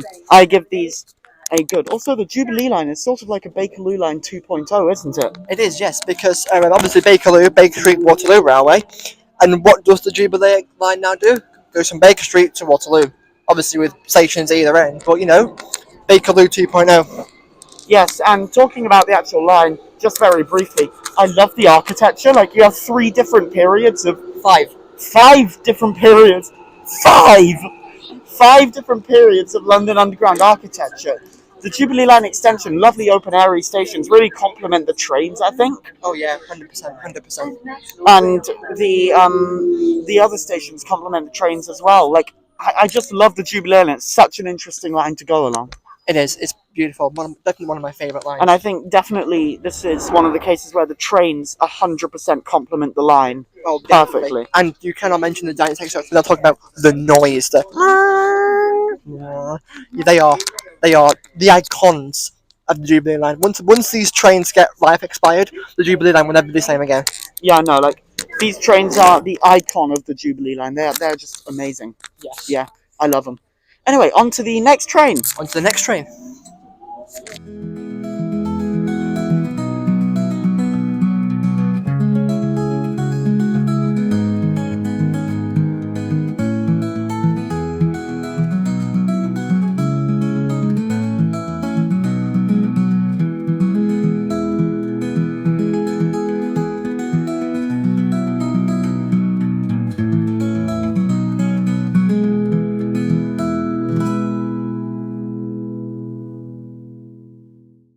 And welcome on board the London Underground in 1973 stock. Let's welcome to the 73 stock, the second oldest tube trains on the entire network.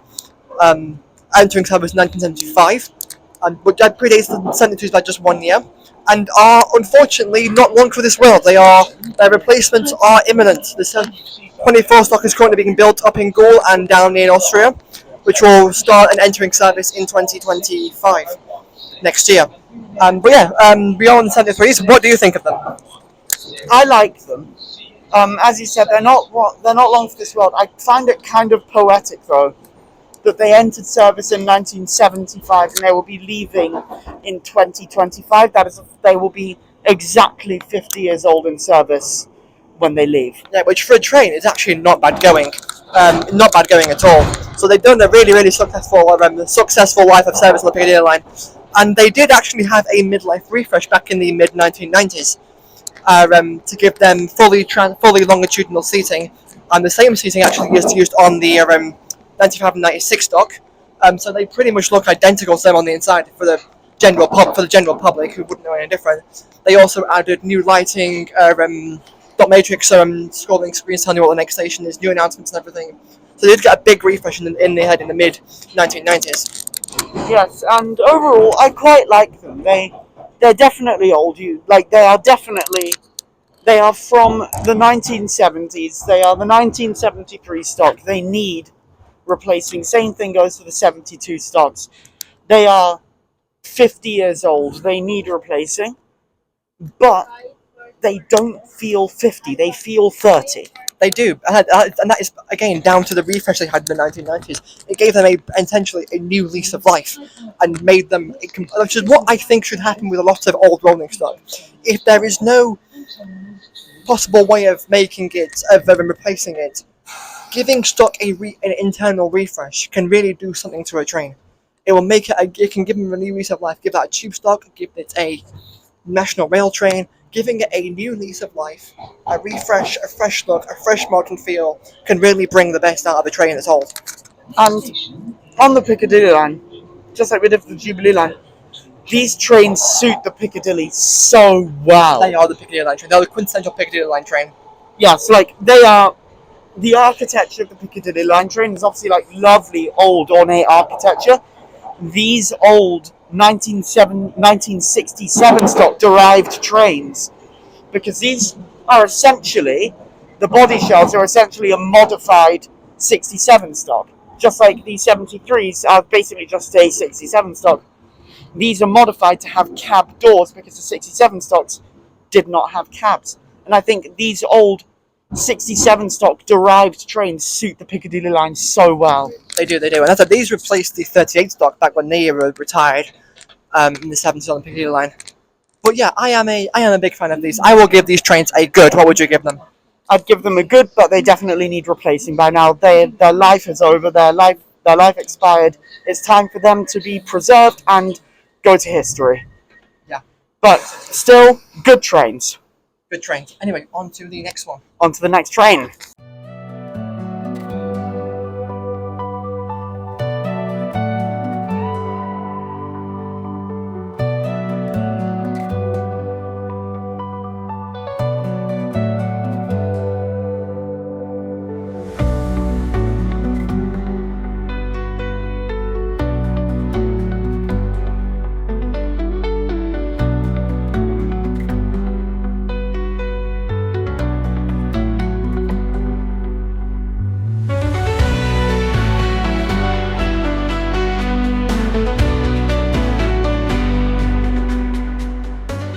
Right, and we are here on the London Underground S7 stock.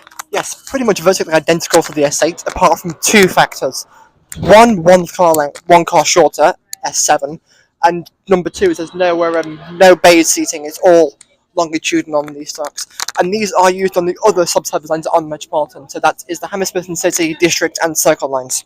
Yes, we are currently on the District line. So these trains replaced not only the D stock, but also the C stock and also some A stocks. Yes, it did. But yeah, I like the trains. I mentioned the S8. I've done the S8 yet. I don't know what order this is going in. But I like these trains. They very much suit the subsurface lines, I think, as well. And they're very good at holding the crowds. And the new thing is these are the only tube trains in London at the moment that have a push door buttons on them, because they have a door closing timer on them. So after it's been stood still for a while, the door will close automatically, just to save heating, save cooling, which is very, very good and very energy efficient. Yes, some other trains do have the buttons, like the 92 stock, but they don't work. From what I've seen, the new Piccadilly line trains will have buttons. Yeah, the 24 stock will have the exact same feature where they will close after a certain amount of time, and you'll have to push the door open if you want to enter the train. From the interior-wise, you know what these make me think of? Well, what the 710 could have been. Yes, what the 710 should really have been, because this is pretty much like they were built around the same time as the Electrostar, so this is and they were built by the same company, Bombardier. Oh, I believe. So they are pretty much a London Underground No, Electrostar. I believe these are actually in the Electrostar family of trains. They are National Rail spec, National Rail height. They even have a tops number. These are literally, I believe, in the Electrostar family of trains, and you can tell it. They have the basically exact interior as an Electrostar, and yeah, I really like them. I think they're great. I think they're a very good replacement to D78s on the district. And considering as well, these are they were a good replacement, but considering there's also in the same family of trains as the 09 stock. They are the 09 stock is essentially a deep level version of these, and yeah, I don't know if the 09 has been on yet, but we are that if it's not on, stay tuned. If it's not been on yet, stay tuned. Also, a rarity for a modern train. The seats are actually really nicely well padded and pretty comfortable. The same thing goes for the S8 stock. The seats are very nice and comfortable. Again, much better than what the 710 is, where the seats are just completely rock solid. The windows are the same as the 710s. They have a very similar construction to the 710s, but they're so much better. They are. I am a big fan. I will give these trains a good. What would you give them? I would give these a good. I really like these trains. Now we're going to Fulham Broadway. We're going to then do the bus. We're going to do a bus from Fulham Broadway, but you will see us on our next train, which is I can't remember. Whatever train it is, it'll be next in the video. So yeah, surprise. Yeah, magic. To the next train. We're now in central London again.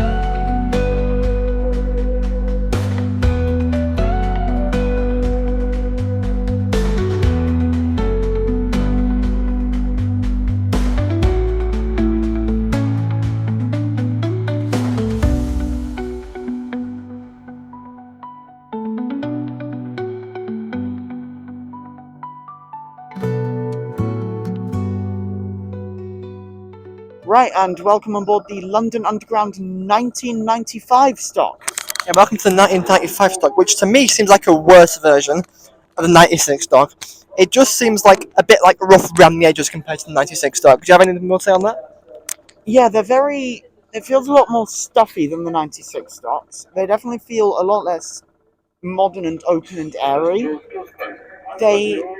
I'd say they don't suit the lines that they run on as well as the 96s do. And overall, yeah, they're just like a worse version of the 96 stock. Like, it's obvious these haven't had a major refurb, whereas the 96s have, which is why the 96s do feel a lot nicer. But I don't know anything about these trains getting a refurb, so it's kind of a bit of a shame that they're basically just being kept in this condition until they eventually get replaced. Yeah, it's they definitely seem like a worse version of the 96, and they are a painfully mid train. Like, they just seem rougher and just like you look around the train, and there's dirty bits everywhere. The floor doesn't look like it's been cleaned as well. There's like kind of bits falling off. They don't seem to handle the crowds that well either. They seem a bit like less open, they seem a bit less cozy. Yeah, I'm gonna give these a mid. Yeah, I'm gonna give these a mid as well, and they're obviously like not as well maintained as the 96s either. Like, 96 is very reliable, very well maintained. You remember the incident a few months ago of the fire on the Northern Line, which was essentially just brake dust. That screams that these trains are not as well maintained as the 96s, and it shows from the interior. Like, it is horrible. Also, the Northern Line is a horrible line. Like, it's so loud. Like, I believe part of the Northern Line is like 1 decibel off from the human pain threshold for loud, which is mind-boggling. Like, they really need some new insulated trains on this line, because it is practically a danger.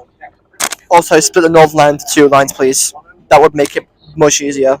Yes. Anyway, yeah. So I'm giving these a mid. I think they're not bad by any means. They're well built. They're reliable, kind of, and they're overall okay trains. Yeah. But they're not a 96 stock. Yeah, they do their job relatively well. They don't have like any special thing to blow you out the park, but they function. They're functional. They get you on the Northern Line from A to B, more than to Battersea Power Station to Mill Hill East. It does what it needs to do. Does it do it well? That's to be desired, but it does its job. Yeah. So yeah, I'm giving these a mid. So where are we off to now? Okay, we're off to Golders Green to go and film our last bus, but we're going to leave you with us onto the last tube stock, which is the 09. And speaking of the 09s, I'd still rather have one of these than an 09, and you'll see why. Yeah, let's go on the painful 09 stock. Let's go.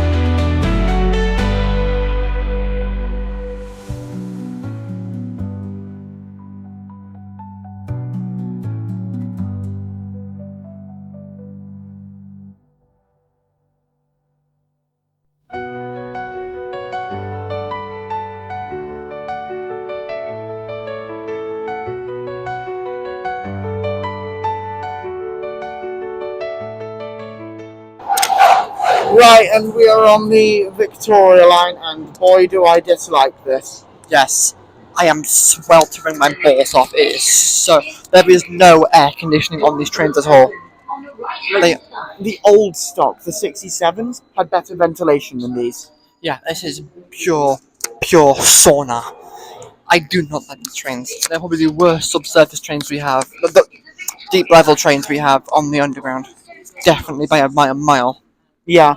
So yeah, I think we are rating these bad. Horrendously bad. Yes, seriously, horrendously bad. The Victoria line stuff is good. The trains are awful. Yes, please, TfL, get these off the Victoria line. Yes, and put a train with air conditioning on. Please. Yes, please.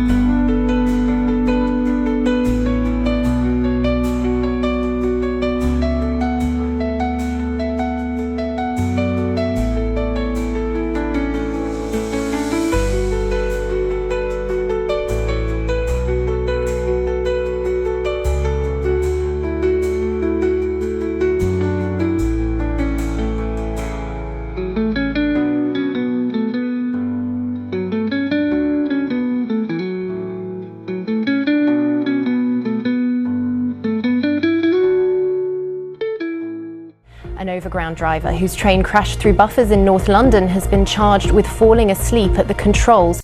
And now, after quite a long journey on the buses, you join us, and also on the tube, you join us here at St James Street. St James Street, which means we're time for the overground. And unfortunately, we're going on a 7:10 first. And we will get to why we dislike these in a minute, but yes, it is time for the overground. You've met us back at St James Street after quite a long time. And yeah, let's go. Let's go. 7:10. 7:10. Woo, fun.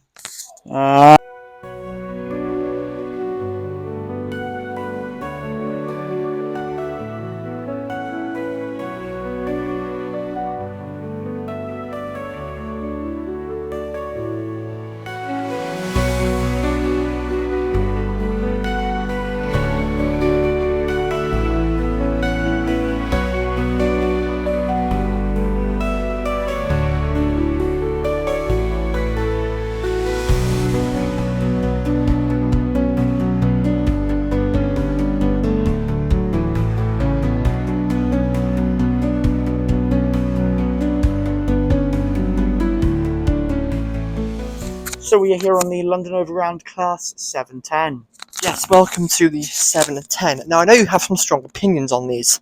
Do elaborate. Okay, so these operate on the Lee Valley. The Lee Valley used to be operated by my beloved Class 315s and 317s, and I'm not just like a super fan of them. They were genuinely better than these. The 317s had a declassified first class, and the 315s had a much better seating layout suited for the Lee Valley. This comes entirely down to the fact that the 710s were built to replace 2-car DMUs on the Goblin and assist on and supplement 5-car EMUs on the Watford DC, which they do, and they have a 5-car variant of the 710s for these. 710s were not built to replace 4-car capacity gods known as the Class 315, which was wider in the vestibules and could handle more passengers, especially during rush hour. The amount of times on the 710 that I have been missed an appointment or been late for something due to the fact that the 710 was literally so like full of passengers that I couldn't get on. Like, no one could get on. I never had this problem with 315s or 317s. Never had this problem. Another thing is the reliability of the 710s is much to not be desired. They are constantly short-forming them due to 710s breaking down. Like, they're constantly short-forming them. 710s breaking down. Last time I was on the Goblin, our 710 broke down just before Walthamstow Queen's Road. Completely just went dead. We had to wait for a 66 to come and rescue us, which is kind of embarrassing. Yeah, good. Definitely worth mentioning that. The trains themselves, I'm going to go into the actual train themselves. The seats, very, very hard. The back support, the ergonomic design of the seats themselves isn't great. And the seating layout is metro style side transfer longitudinal seating, which, while fine for things like Goblin, for these lines that go like quite far out and you're on them for a long time, not really ideal. And I'd go as far as saying maybe even Watford DC, because Watford is obviously outside of London, it's over in Hertfordshire. So if you're going all the way from say Watford to London Euston on one of these, which you probably wouldn't be, it would be a very uncomfortable ride for 1 hour, an hour and a half, the time it takes to do the ride. Train does have I think have better wayfinding on than the 378, which we'll get onto later. It has screens which tell you what it is, good audio and as well, but more visual. Advertising screens. I find the lighting to be, although it's a lot better than say an IET, I find it to be still quite surgical. I find better lighting to be on the 345s. Yeah, 345 lighting good, which probably we'll get onto. But that's about where the positives end for this train, unfortunately. Yeah. And their walkthrough. Well, the 378s are also a walkthrough. Yeah. So yeah, that's about where the positives end on this train, unfortunately. Everything else is that's pretty much where everything goes in the train. Yes, yeah, it's not very good, is it? The build quality is also much to be desired. Like, we're actually just looking around there, and opposite us, like, there's a panel coming off the door right there. Do you see it? Yeah, I see it. I see it. The panel's coming off. Oh, and there's a panel there as well. And when the train's in motion, it's not in motion now. It's going to just look at a red signal somewhere. You can feel every bump and every ride. The ride quality is atrocious. You can feel like anyone from the north who has been on the class 195. Think of that, but think of one slightly worse. It's like the 195, but a bit less defined. Like, the 195 is very definite in every imperfection in the track. Very and this is more like, it's a bit less, very much less defined than the 195, but just as bad ride quality wise, which again isn't great for a commuter train where people will be standing. Yeah. No, this is overground is not a metro service. It's not really a metro service, so I don't think it is a commuter rail service. So why would you have metro style seating on this train? I guess for capacity, but you can get capacity as well with just having seats too. having 2+2 side seating, and that would be a lot more comfortable for people going further out. So yeah, that's the 710. There's also another thing to mention with the 710, which, in comparison to the 378s, is they are very inefficient when it comes to waiting at stations. The doors take a lot longer to close, and this is due to them being motorized and not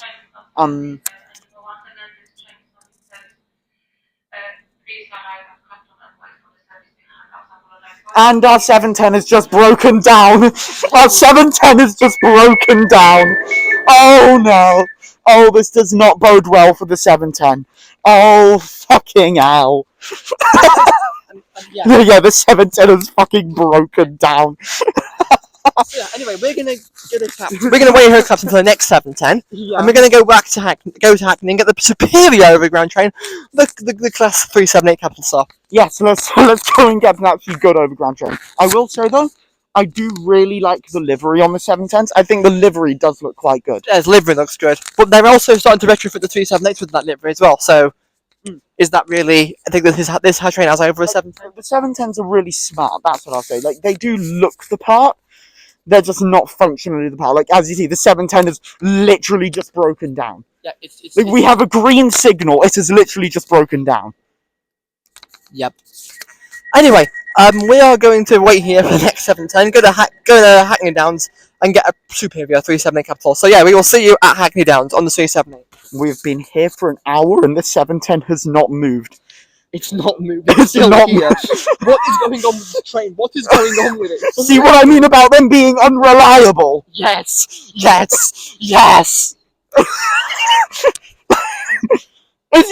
can still get on the train. You can still get on it. And yeah, that's actually good to see. The doors, much less efficient than the 378. Motorized. They take a lot longer to open and close. 378's vacuum, but we'll get onto that later. If we can actually get to the 378, that is. Yeah, we have to actually get some first. Yeah, lovely, beautiful, amazing. Ewan, do you want to get a bus to Hackney Central? We can just get 378 from there. I'm debating it. I'm seriously debating it. This train has not moved in an hour. Yeah, just get a bus. Let's just get a bus. Just get a fucking bus. Right, so when we got here, the first train to come in was being the diagrammed 710 that goes, like, single 710 just goes back and forth between Stratford and Richmond. Just back and forth every day. That train's been cancelled because it broke down at Highbury in Islington. Wait, what? Oh, that was so funny. That is the most ironic thing ever. Yeah. Considering we just came off of a broken down 710 at Clapton, and then the one coming here is cancelled because it got broken down. Oh my god, the irony. The irony of 710s. It's so funny. The cursed train of London, the class 710. Oh my god. We've had terrible luck with them. Which is good for the video. Terrible luck with them, which has been good for the video because it actually shows you the reality of what the 710s are like, the reliability of them. Due to the trains not wanting to turn on. Minimum 2 peak time services a day. Get cancelled or short-formed. Yeah, that's ridiculous. Anyway, we'll wait for our next train, which is in 12 minutes, and we will head to Stratford. Let's go to Stratford.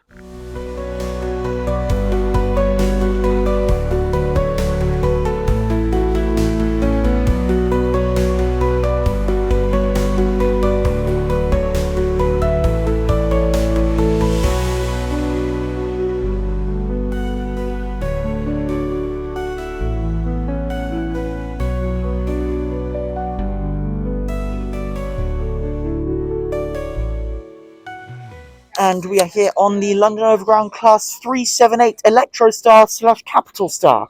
Yes, the superior of the Overground trains, in my opinion. They ride a lot better. Like, already now, they feel a lot smoother. Like, you cannot feel a single bump in the track. No. The seats are a lot comfier. Yes, but they're still hard. Are a lot comfier. Yeah, they've got more back support, and the padding is definitely a lot more prominent on these than they are on the likes of the 710. Yeah, definitely. I do prefer the internal ambience on these trains as well. The lighting's a lot less harsh. Yeah, they really are nice. I really am a big fan of them. The reliability is a lot better. These trains are a lot more reliable, and you can also tell just by stepping in there, the build quality is far superior to that of the 710. Oh yeah, 100%, 100%. Yeah, I am a big fan of these trains. The only thing that these lose out on is customer information, and that's because these don't have like the screens that the 710s have. But in every other factor, these win. They have a much more efficient door system because they are vacuum doors, so they just slam shut instead of motorized doors, which take a solid like 5 seconds to shut. They are much smoother. Like there was not a single bump between these two stations. No, not a single one at all. They are a lot smoother than they are. And they've had a bit of a refresh as well. They've had like some new maquette put on them recently, and they've had the grab holes redone. But yeah, as you mentioned, the only thing there's doubt on is information, and also the announcements on these are very quiet. Like you can't really hear them. I've run quite a busy train here, and you cannot hear. You have to literally listen out for the announcements. Whereas on 710s, yes, they can be a bit obnoxious, but at least you can actually hear them. Yes, but the trains are they're actually quite a bit wider than the 710s. They are much better built. Like you can tell, this is a much more solidly built train than the 710. The doors are a lot more efficient. The acceleration is pretty much on par, and overall, there's just much better trains when compared to these 710s, which is kind of sad since these 710s were supposed to be an evolution of these trains, but they almost feel like they feel very much like a downgrade. The only upgrade is obviously the information system, and that's it. These trains are better than the 710s in every other way. Oh, absolutely, 100%. And considering these came in at 2007, so they are approaching 20 years old. And they don't feel 20 years old either. They feel relatively new still. I remember when these came in, they seemed like the whizziest things ever. They were like, oh my god, we're in the space age now with the next stop Mars. It was amazing. Like it was great. 710s, they are falling apart inside. They feel more dated than these do. They do, and they even have and they even sound nicer as well. Like the Electrostar drives that you have on them. They sound really nice. Yeah. But yeah, I am a big fan of these trains. I'm for these 710s. Yeah. So yeah, we are going to go on to our next train now. Yes, so let's go. Let's take this to Stratford, and we'll get on Crossrail. Yes, the Class 345 Crossrail train. Which is quite a complicated case. But which do you rate this? Do you rate this good, mid, or bad? Good. These are good trains. These are good. Unlike the 710s, which are bad.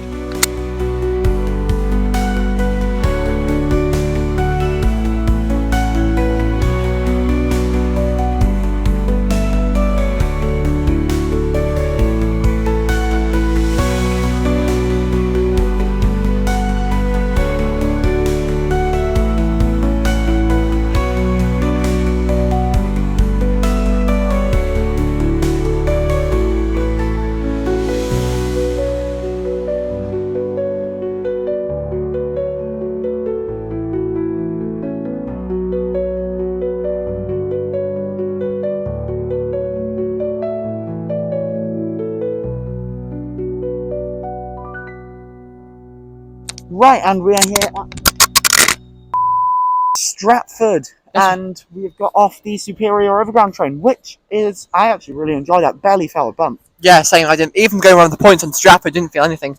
Right, now we're going to head and get back on another adventure. An adventure, woohoo, fun. And we're going to head to platform 8, and we're going to go and grab a Crossrail train, a 345. Yes, so let's go and get the 345, and I have very mixed opinions on these. I do. I have some very strong opinions, so let's go. Let's go.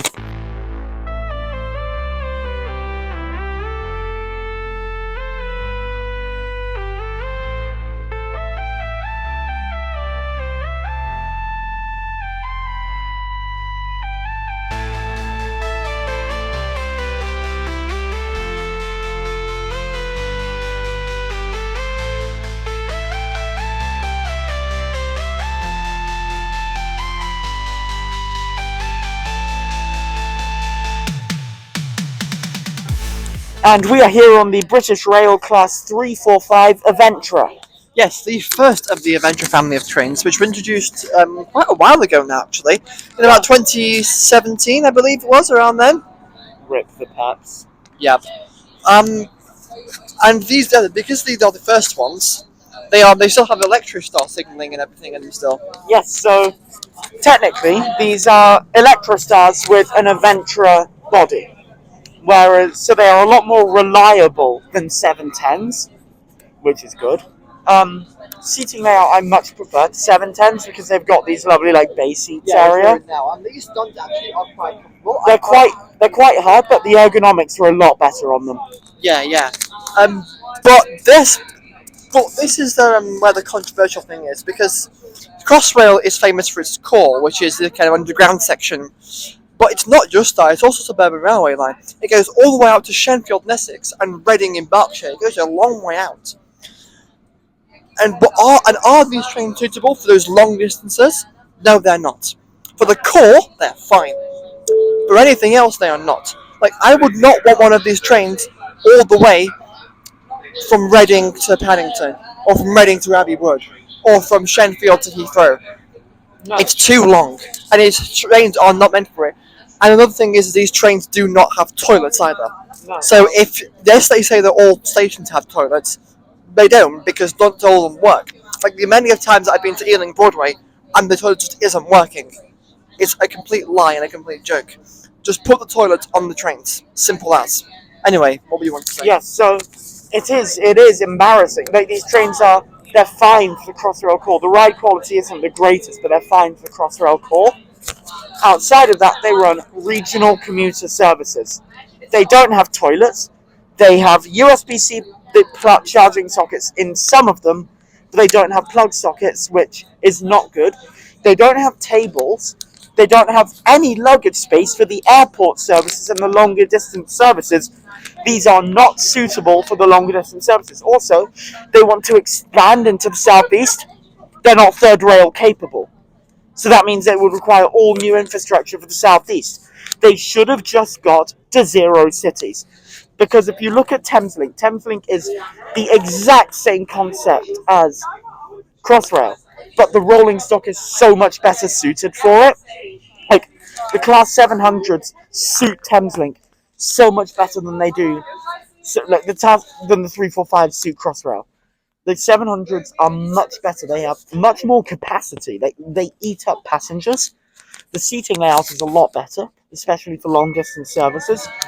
The seats aren't the greatest of comfort. At least there are charging sockets in the first class section. Yes, so Thameslink doesn't have charging sockets, but you know, they need to put charging sockets on Thameslink. They have toilets and they have luggage space for the Gatwick Airport. These go to Heathrow, which is the UK's busiest airport and one of the world hubs, and they do not have luggage space. That is a big problem. That is a massive problem. It is. And the other problem I have with these trains is the step-freeness. Which is where the controversy also comes in. There's articles, I think the Guardian are one that's kind of, there's a newspaper, I don't know which one it is, that are reporting about Ealing Broadway, which is a really, really big gap. And these trains were like, oh, okay, they're going to be fully walked through. Yes, only in the core. Once you leave the core, it's not. And the stat is still there. And that, in my opinion, is atrocious. Absolutely atrocious. There's a new railway line being built, and the rolling stock is not being ordered for level boarding. It's atrocious. Ealing Broadway is dangerous. There have been people slipping and tripping onto the tracks. It's a dangerous thing. They need to have a level boarding train on the Crossrail. With a step, like the 777s on Merseyrail or the Stadler Variobahn, something like that, to make them level boarding. It's just atrocious that wasn't happened in the first place. It's atrocious. And that's one thing that really, really does let these down, the lack of level boarding everywhere. A new railway, there should be level boarding. Like Thameslink doesn't have level boarding. That's because it's an old system. I can guarantee you, when Thameslink orders a whole new set of trains, they will be level boarding. And the problem with these trains is they built the core to be level boarding. They built the core to be level boarding for these trains. That's higher, which means they'd have to completely rebuild the core if they wanted to get something like Stadler Fleet in now. It was stupid of them to do that. They should have just made it National Rail standard, then you could have something. Then you could remedy the Ealing Broadway situation. And it's the same danger you have at places like Wood Street, because again, same platform, like literally same body shell and everything, just different class of train. That's why the 710s are a massive safety hazard as well. That's why these trains are a safety hazard.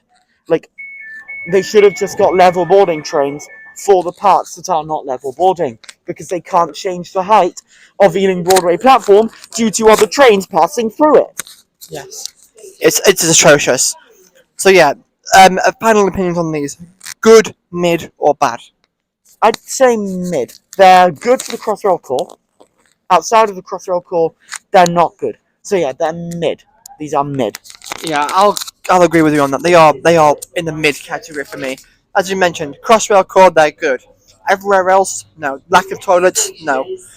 If they gave them an internal refresh, put some toilets on, maybe do some other stuff, then they would be better, but they are still mid.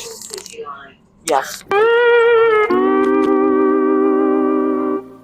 And, well, that is the most recent TfL service, and that is the end of the TfL Fleet review. That is. Yes, that is the end of the TfL Fleet review. Thank you for watching. It's been a long video, I think. You haven't seen the full runtime yet. I assume it's going to be a long video. Thank you very much for watching. We are very tired. We are very It's been tired. a very long day.